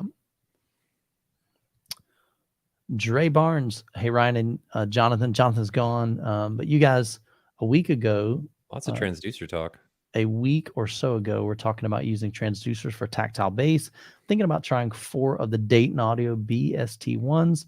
Any suggestions on a budget-friendly amp for those? So you don't need a lot of power. I think Jonathan said that in chat. I am actually going to be selling once my Buckeyes get here a bunch. If anybody has any interest, I've got 11 of them. I still have the boxes. Behringer A800s, and they would be perfect for these. So they're used. They've been racked their whole lives. They're phenomenal amps for what they are. Noise floor isn't particularly the greatest, but if you have inefficient speakers, you won't hear it anyway. Yeah. So, and for things like transducers, they're fantastic. They're just Class D, not a lot of heat. They probably put out 500-600 watts total, not the 800, but for transducers or like near field small subwoofers and stuff, perfect. And for speakers, they're great, but they'll be going for not a lot of money. Cool. So if you're interested in that, hit Ryan up, ryan@ascendav.net. Let you know on that. I just saw Tony pop in the chat. Good to see you, Salk. Yep. Jeff G, what is the best entry-level 4K projector? I think we already talked about that one, so I'm going to unstar that. Sigmund Judge says, love all these discussions. Man, appreciate it. We hope that they're valuable to you and just allow us to kind of have some great conversation. So I appreciate that. Thank you for the dedication. As far as content goes, my grandparents are missing out as each app has a different so like a user experience, I guess, or is that like a design, the user interface layout?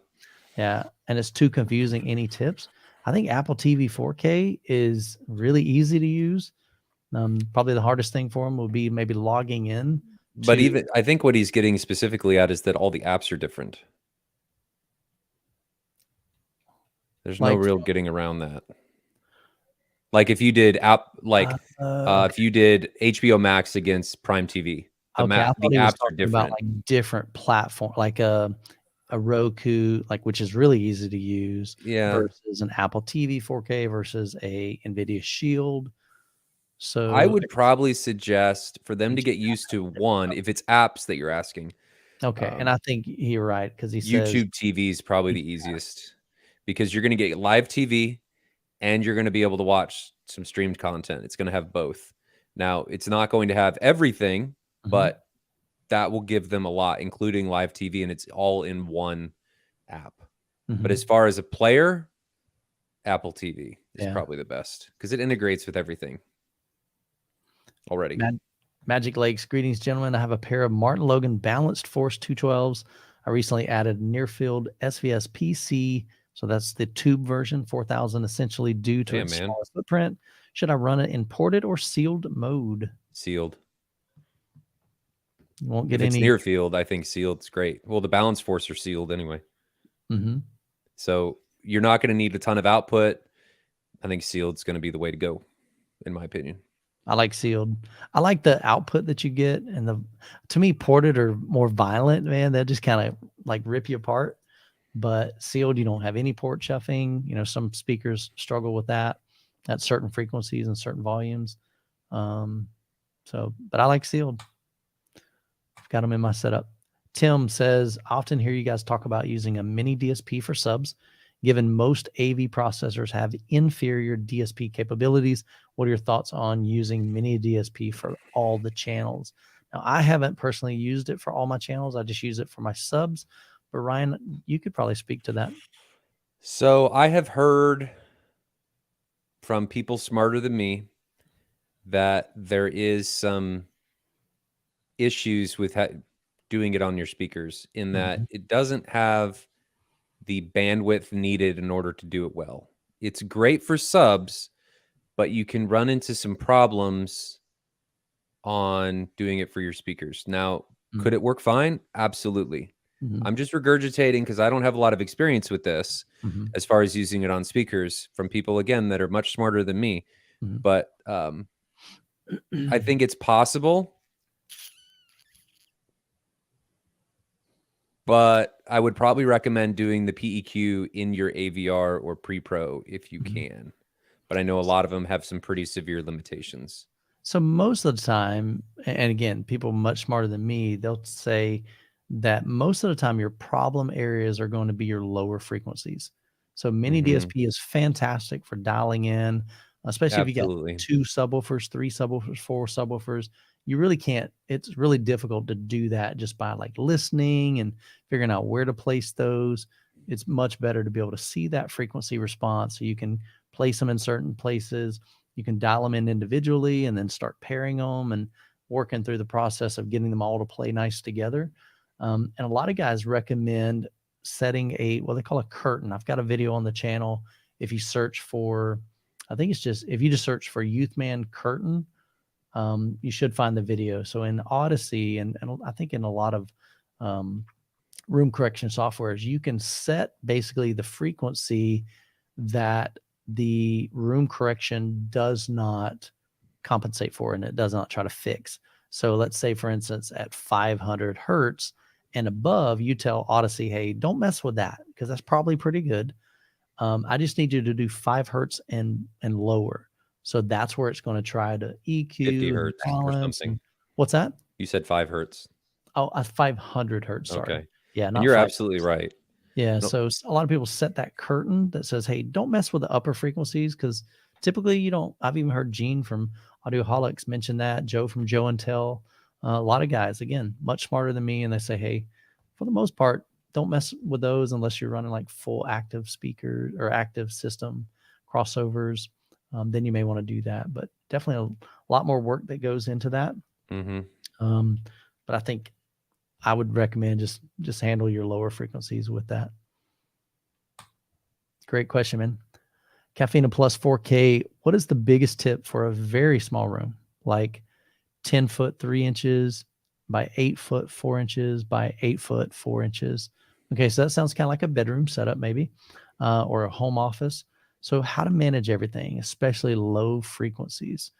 Near fields. I think it's going to be kind of a lot of the same things that you would do even in a bigger room.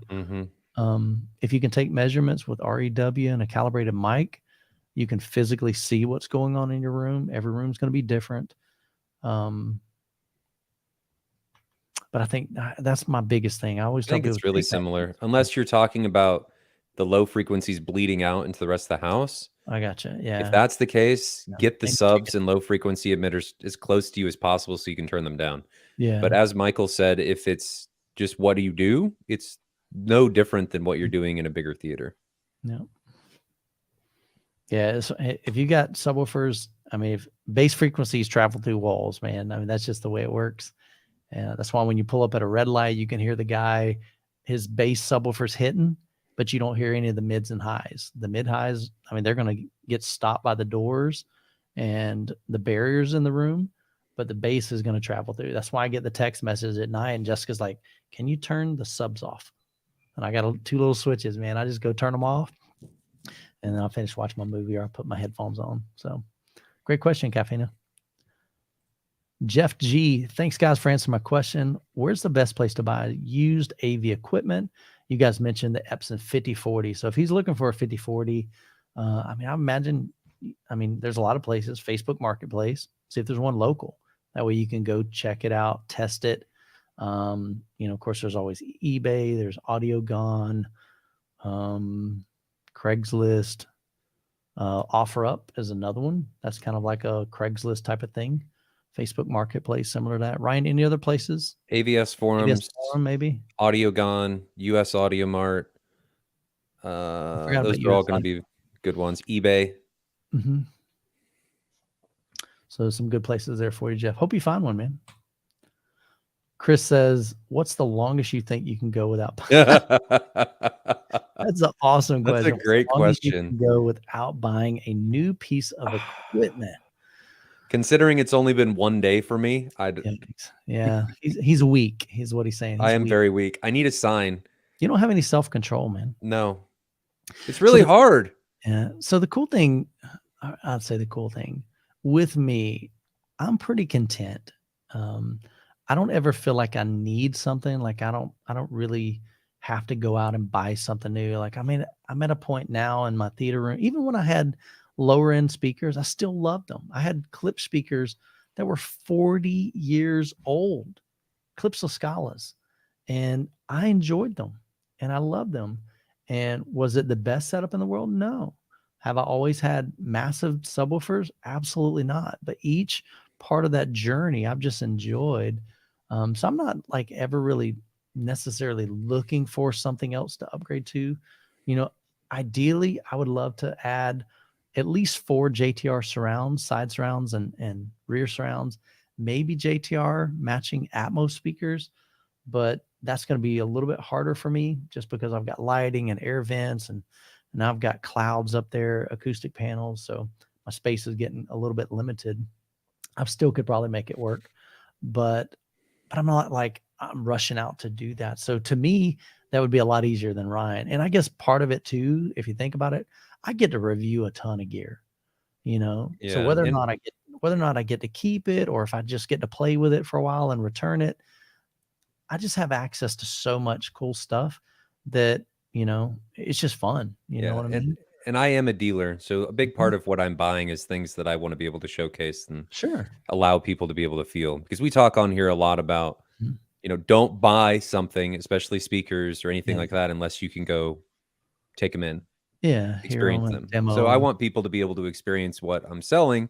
And so, yes, it's fun to be able to have this stuff, but it's also a business.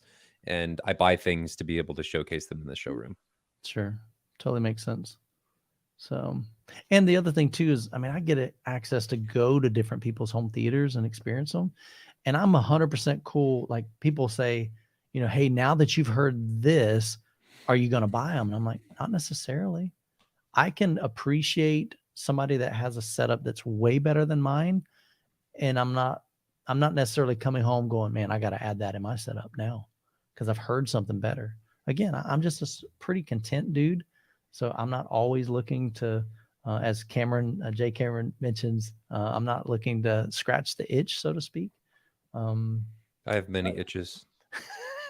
He's got a rash, man. I have chicken pox. You have an audio rash. Yeah. That's hilarious. Audiitis. There you go.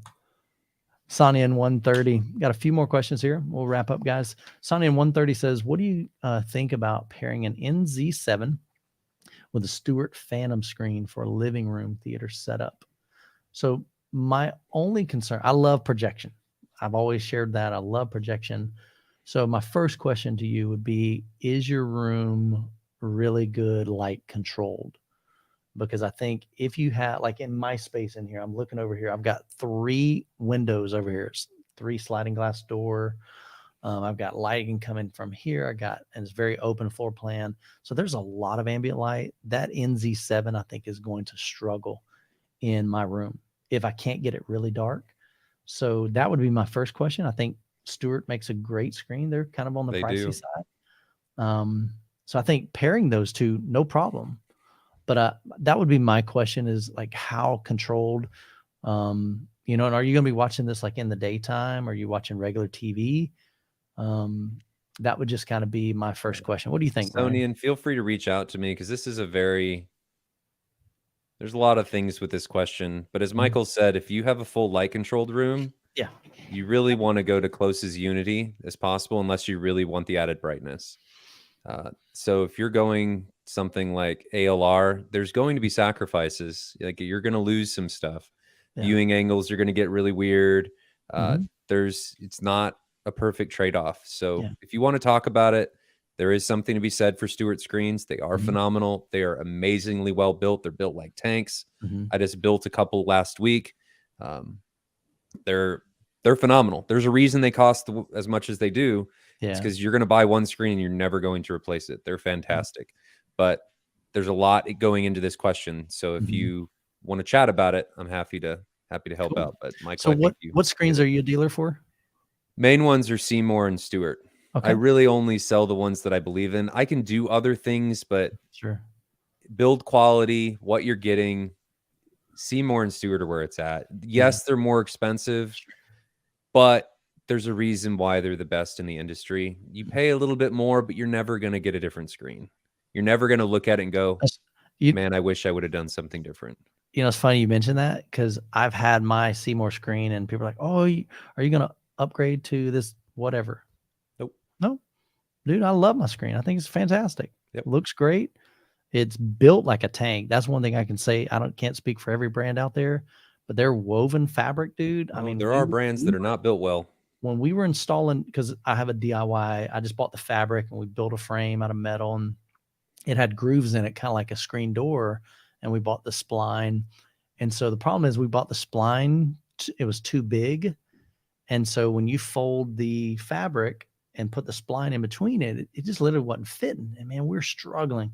So I get out a butter knife and I'm thinking, man, I'm going to cut the screen. I was real hesitant, but man, I mean, like it was probably a 2-hour process getting that screen in there. And I should have just bought thinner spline, but it was late at night. It was the end of the project when I was rebuilding my front wall.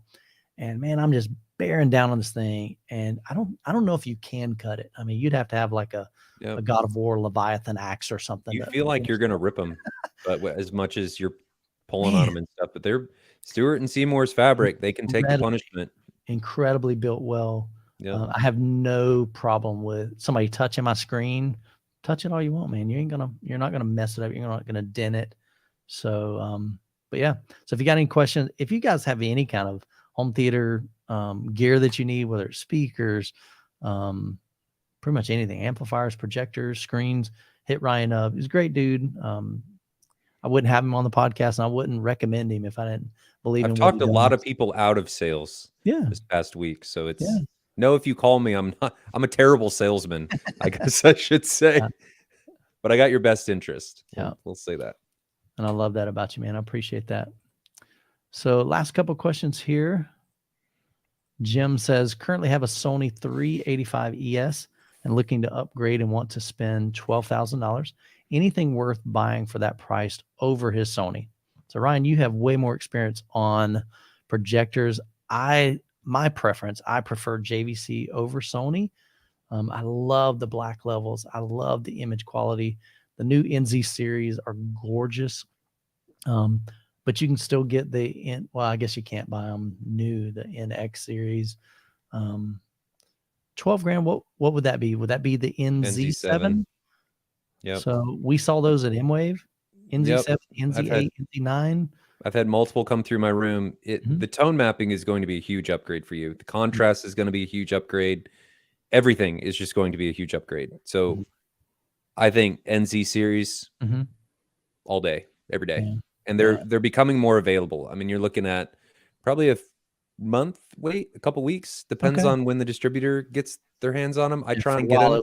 It was pretty brutal. Like nobody could get them. Yeah. So that's good to hear. I've been able to get my hands on them. But if you want to talk about projectors, feel free to reach out. I think you would benefit from an NZ series though. Yeah. I mean, seriously, I can't see me switching to something besides JVC. Like I tried. the LG story, and it was that was terrible, man. It was a horrific incident in my life. That was garbage. That is one that For Michael to say that was garbage, you normally know don't it was say that about terrible. anything. I mean, I try to find the, And LG makes phenomenal TVs, guys.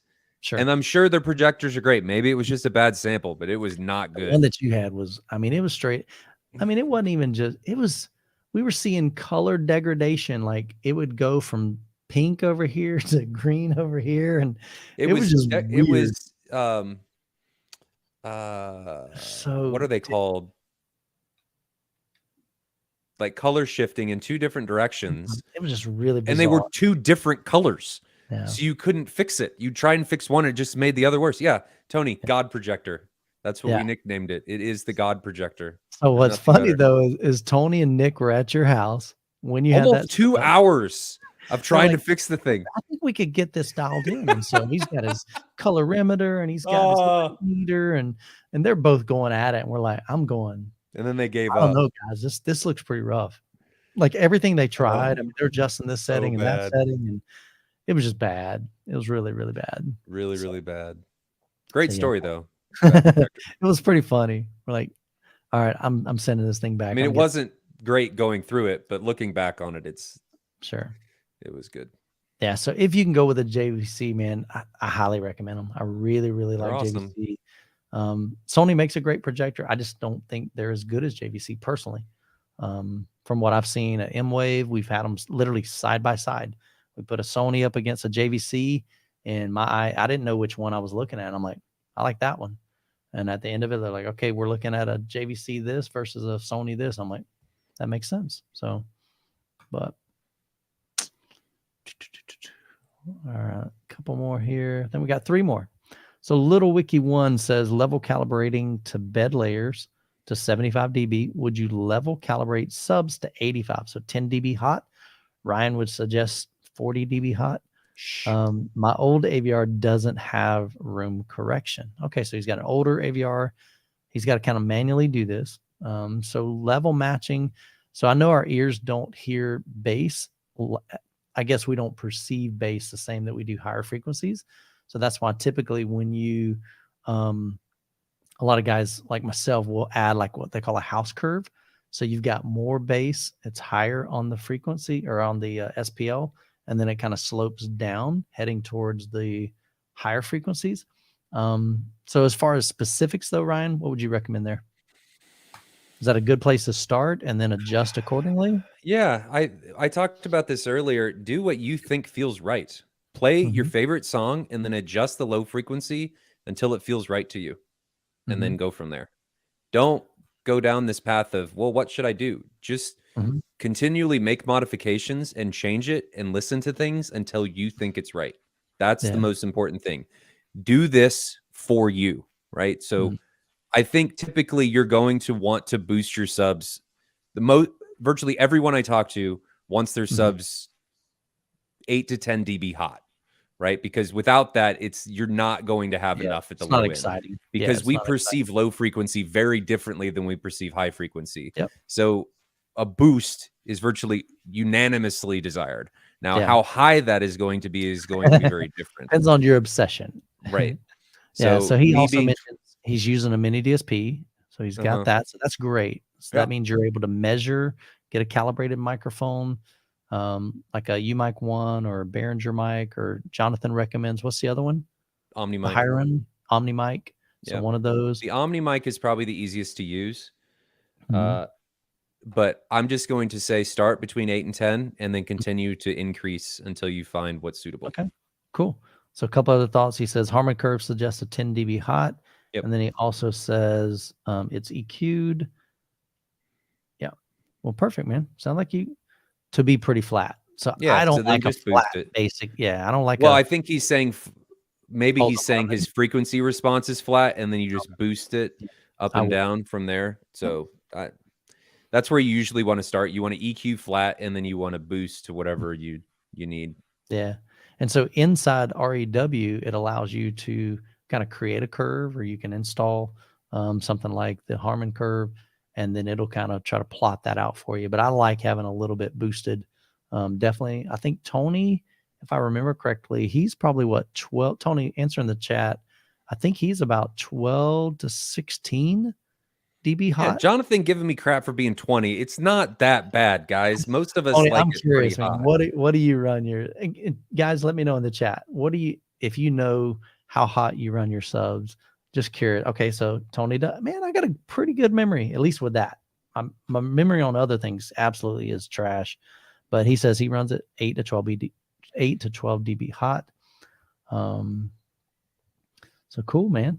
And yeah, little wiki, that's what we're saying, that you calibrate or EQ for flat and then boost like whatever your house curve is going to be. Most people are going to want, 10. That is so true. 20. Scott Newby, 40 dB hot, man. Yeah, That's he hilarious. doesn't do that all the time though, does he? I know. No, I don't think so. that's just, he likes to do and show you what his system can do. It is. I will safely say though, the demos that I did yesterday, I did all of them how I listened to them. Yeah, it's not me pushing anything. It's not me doing anything where, hey, check this out. It's very much of how I would listen to it. Yeah, for sure. Dude, Ryan, yes, I guess. Kind of afraid to run subs hot. Did the MSO wizard to get that smooth bass response. In use bass is pretty freaking nice, man. I love good quality bass. All right. It can get you in trouble though if you're pushing really hot and your subs aren't capable, because then you run into the day after tomorrow intro scene and blow your subs out. Yeah. Yeah, it's Live Die Repeat, which is what it was called, or Edge of Tomorrow. Edge of Tomorrow. That's right. You were close. I was in there. I did. Last two questions here. Thomas Watts, what is the value pick for a 55-inch TV in a bright room? So I am not a TV expert. Again, I haven't had a TV in 15 years. My kids have just some really cheap $200, $300 Black Friday deals, like a Westinghouse, I think. And so definitely I don't have a benchmark. I don't have any knowledge of what's good, what isn't. Hisense just sent me their 85-inch, and that's going in a living room with a lot of ambient light. And I just reached out to them and said, what would be a good fit for my setup? And they recommended one. So I'll be sharing my thoughts on that in probably the coming weeks. So Sheldon just bought an LG B2. It was on a good deal. So what is it called? The LG B2 OLED. If it's, so now he's talking value. So value. You're saying you're value. The king of value. I don't know. I haven't bought a TV in years, so I don't know. Well, the reality is it's hard to say value and pair that with OLED, because you're going to spend a lot more money for an OLED. That's fair. All right. So, I mean, all right. So here would be my answer to you, Thomas. Go check out, if you haven't already, go check out Stop the FOMO. FOMO, I think, to me, is one of the leading creators talking about TVs. Another one is Be the Installer. He does a lot of reviews on TVs. Brandon's a great dude. Q from Stop the FOMO, he's an incredible guy. So check out both of those channels. I think they would give you way more reliable information than maybe me and Ryan just trying to guess. So I'm not afraid to say I don't know. I am not a TV guy. And video, that's one thing that I've always been more focused on the audio than the video. So that's something that I want to kind of challenge myself to learn more about.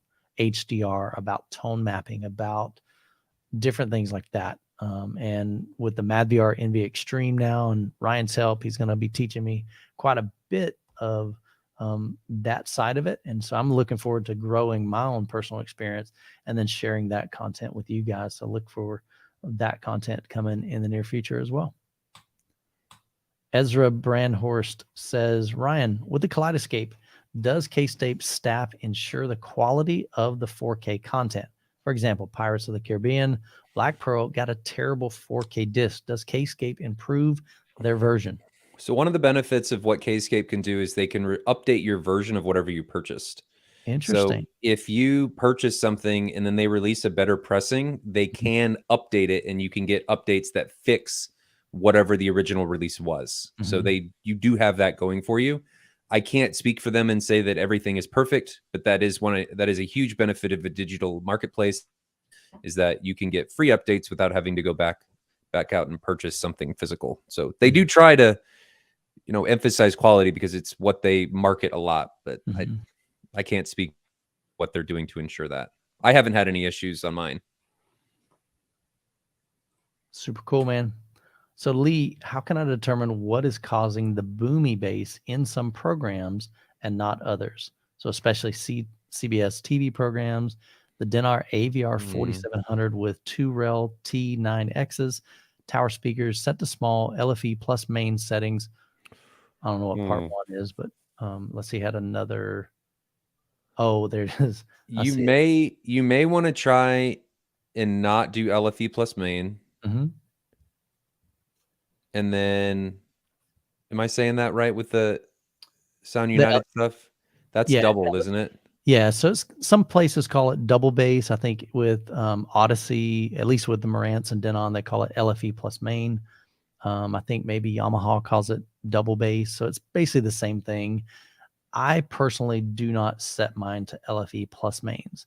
I don't like pretty much essentially sending my LFE to my main speakers. It kind of defeats the purpose of setting them to small, in my opinion, to begin with.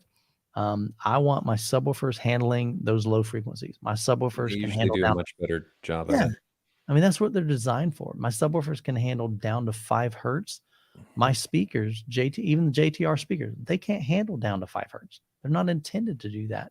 So my preference is let the subwoofers, let your rails handle those low frequencies, and let your mains, your towers, and the rest of your speakers just handle whether it's 60 hertz, 70 hertz, 40 hertz, 50 hertz, whatever sounds best in your room and measures the best. Let the main speakers, your towers, your Atmos, surrounds, let them handle the higher frequencies. So I think this could be 3 things. Mm-hmm.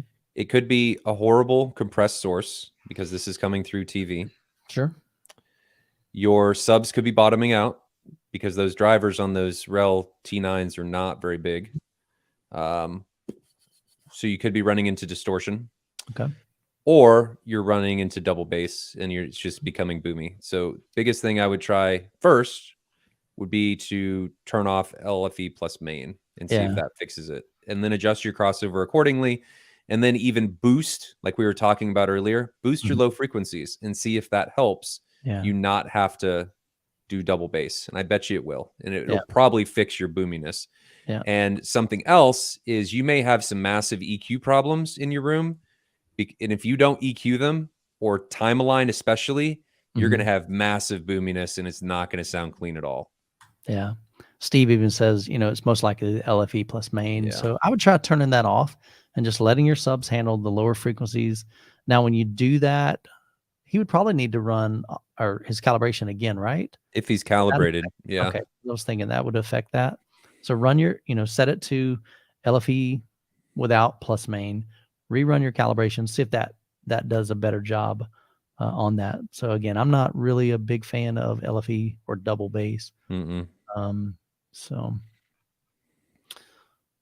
I'm gonna throw this one up there.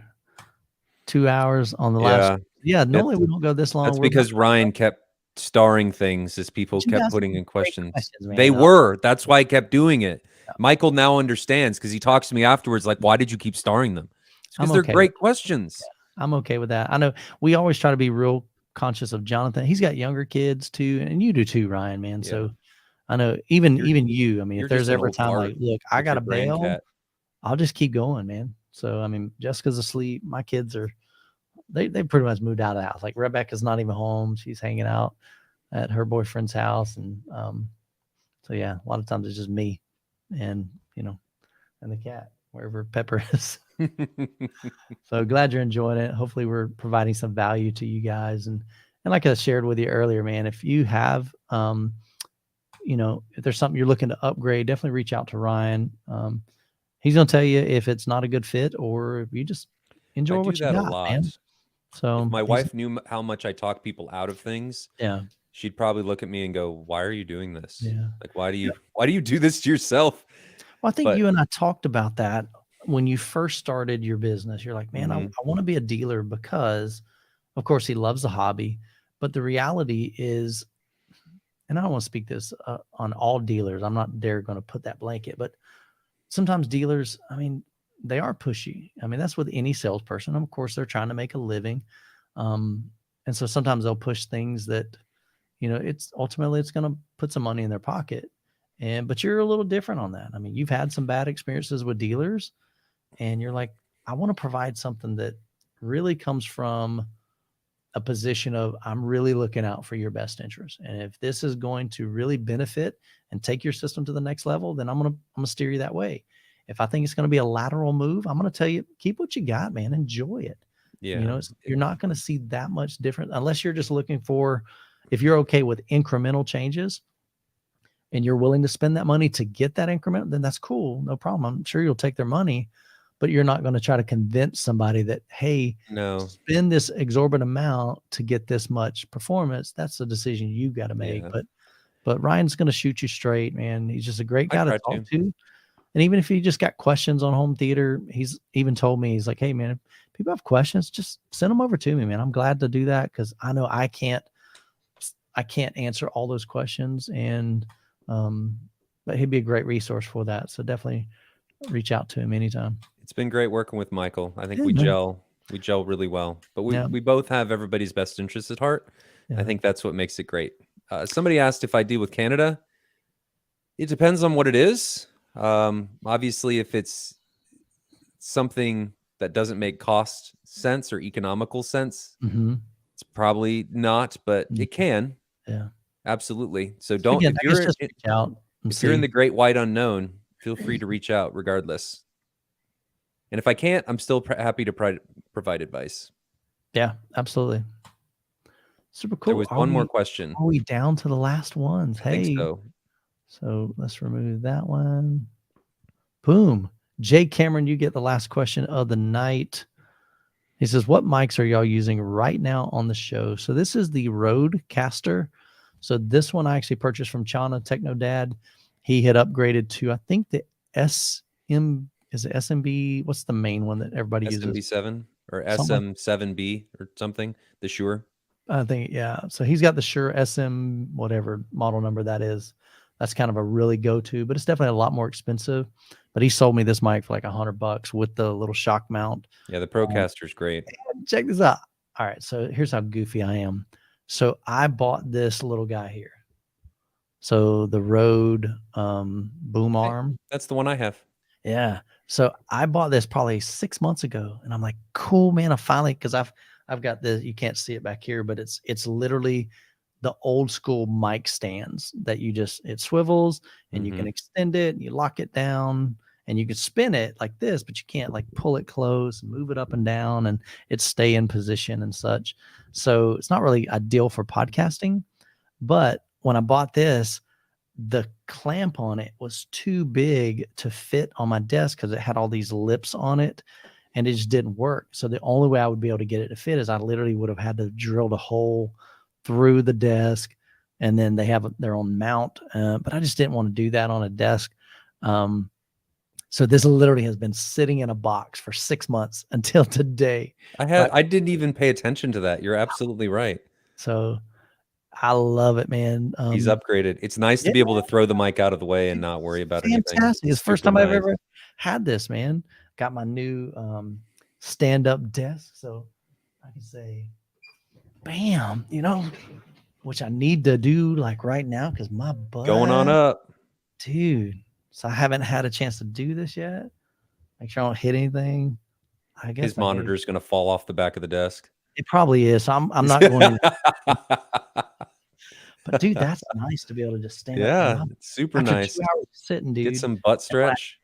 Oh man, but I got to kind of squat at this point. I'm like Ryan said, I'm hesitant to go up any higher because right now I don't have my wire management. I just literally got this thing just set up.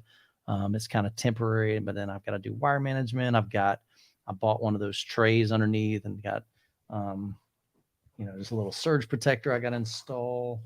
I got my casters on wheels that just came in, so I'll be able to move the desk around because I wasn't sure like where I'm going to put this because ideally over here there is I mentioned this at the beginning of the show. It's a really open floor plan. So over this way, I can see my living room, and over this way I can see like my kids' bedroom, which you've seen on all my live streams. up until this point. There's the entryway right here. There's the kitchen. And so it's just not ideal. So we're going to go back down. Then while he's going down, the mic that I use is an Electro Voice RE20. EV. Yeah, an Electro Voice. So it is the cohort to what a lot of broadcasting studios use instead of the SM7B.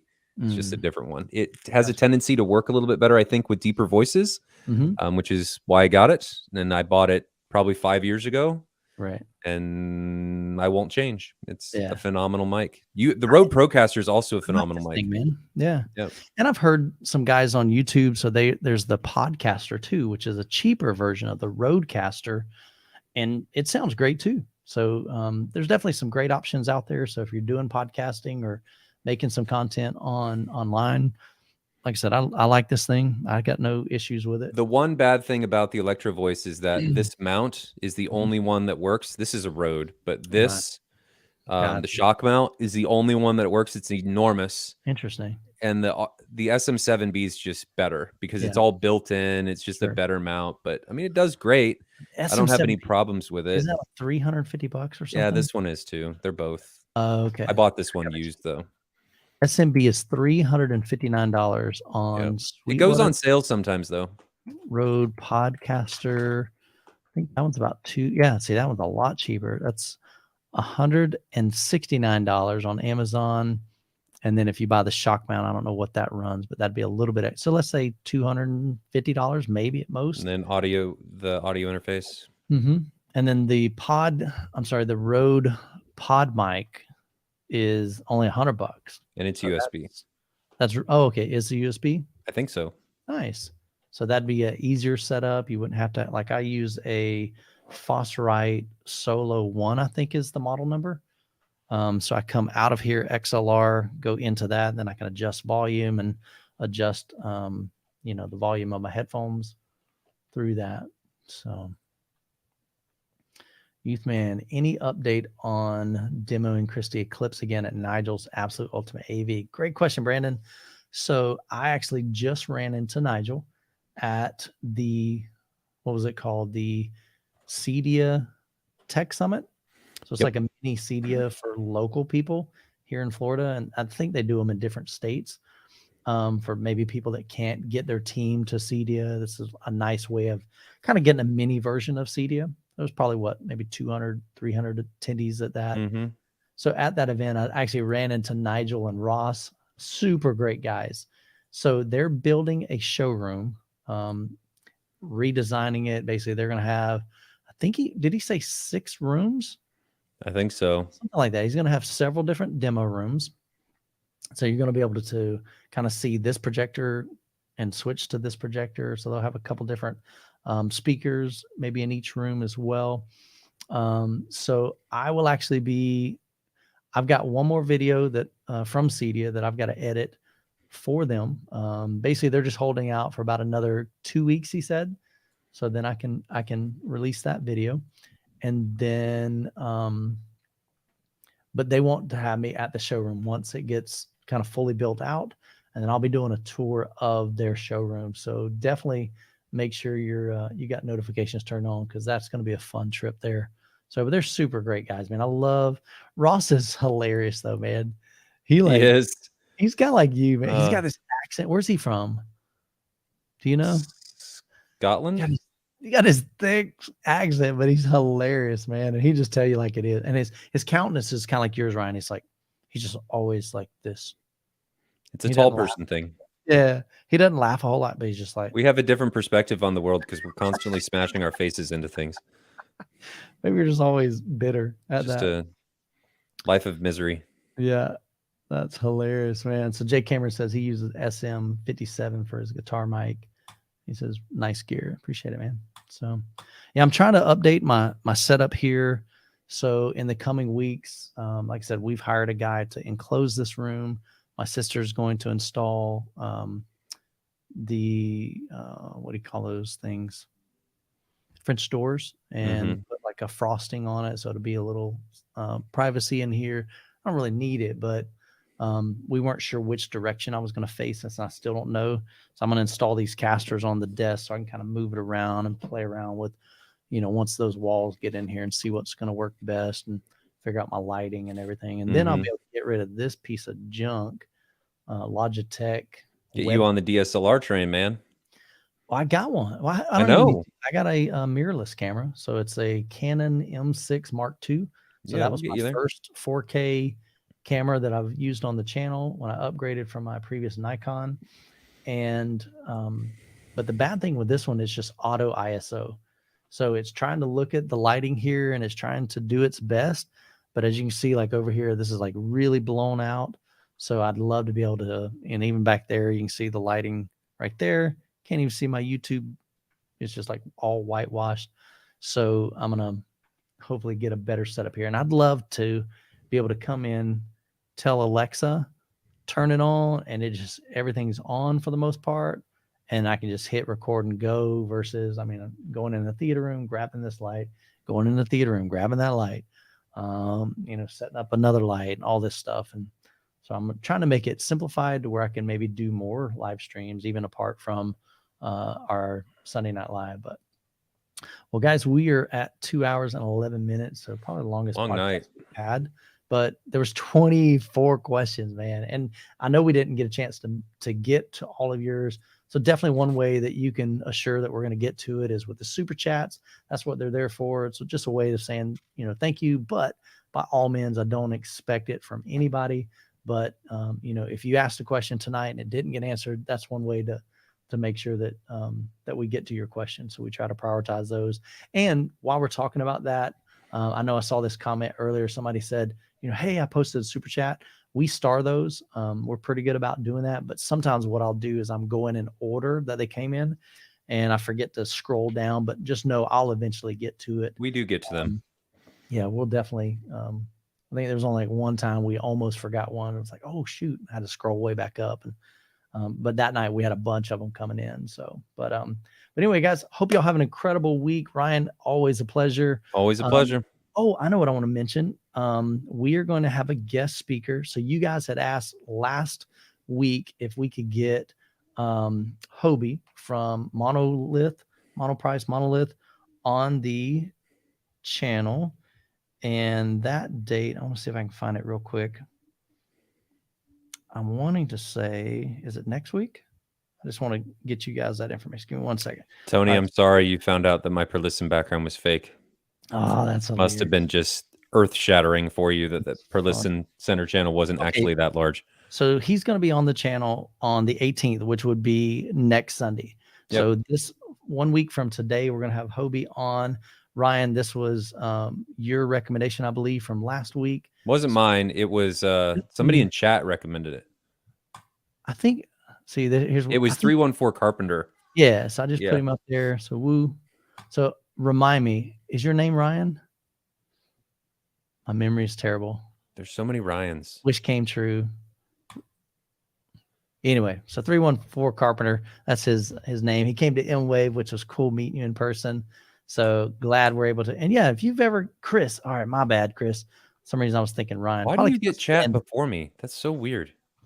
So here's the thing. I have the live chat over. Yeah, I'm looking at the live chat. No, I mean separate from StreamYard. Oh. So I have a pop-out chat. Oh, you're looking at the YouTube chat. That is correct. So those kind of I have that over to the side. Like way too cool for me. Yeah. No, it's not bad. So I have both of them open. That way I can in case in StreamYard, if I have banners selected or if I have the starred comments, I don't miss other comment. Youth Man is coming from the future. Nope. But yeah, so I'm definitely excited to have Hobie. He's a great dude. He's super passionate about what he does, and he'll be able to share kind of his story. So with that said, be thinking of some questions that you want to ask Hobie about Monoprice or about subwoofers and speakers and all that stuff. But I love what Monoprice is doing. I think they're offering a really, really great value. I've got several of their products. I've reviewed several of their products, but they got speakers, they got amplifiers. Their amplifiers I love. They're super, super great. Their subwoofers are freaking beast. They're pretty rad. So definitely check them out. But we'll have Hobie on. And if there's other people that you want me to reach out to, I'll be glad to do that and get them on the channel. Love to have some guests. So anyway, guys, we'll wrap it up here. Love you guys. Seriously, I appreciate everything that you do, all your support over the past 4 years. It's been incredible. Yes, somebody mentioned that. So I finally got that. I'm excited about that. And it's not so much that, I mean, it's a plaque. I mean, it's literally, it wasn't even as cool as I thought it was going to be, but it represents something. It represents 640 videos that I've made on the channel over the past 4 years. It represents traveling and doing some really awesome home theater tours, meeting some incredible people, flying over to the Philippines. It just represents so many. M-Wave is a result of this, working with Ryan. We're putting together a really cool event. This will be our year 2. So if you are unfamiliar with M-Wave, you can head over to the website. I'll drop it right there. We're going to have some fun. We're going to do some really cool things. We're going to make some relationships. We're going to give you a chance to experience some things that you're not going to get at any trade show. And we think we found a better venue than even the last year, even though Lead Center I think this venue is going to be really good. So it should be really cool. But we'd love for you guys to come out. It's going to be in Kansas City, downtown, more than likely, is where we're looking. So make your plans. Tentatively right now, are we still looking at July? Or did we? I think it's September. Yeah. So those dates will be after Audio Advice Live. Okay. Yeah. So definitely, like I said, head over to the website, Midwest AV Experience. If you're interested in possibly coming out to the event, we'd love to have you. Hopefully we'll have some more venues or some more vendors on there. I'd love to see some seminars added this year. So each year we just want to add a little bit more and provide more value to you guys. We might even be able to drop the price a little bit. So that'll, oh, check this out. My daughter's walking in and she's not in the background, you know?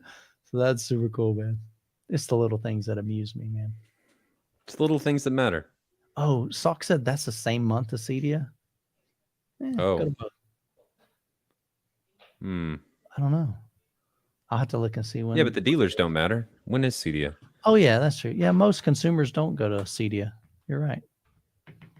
So I got to make sure. We might need to do a different weekend because I will be at Cedia that weekend. Yeah, I'll be at Cedia more than likely. Yeah, so it's probably going to be in July. We'll see. Good call, Tony. Appreciate it. All right, guys. Well, I got to go. We got to wrap this up. Y'all have a great week, man. God bless you guys, and we'll catch you in the next one. Thanks, Jen.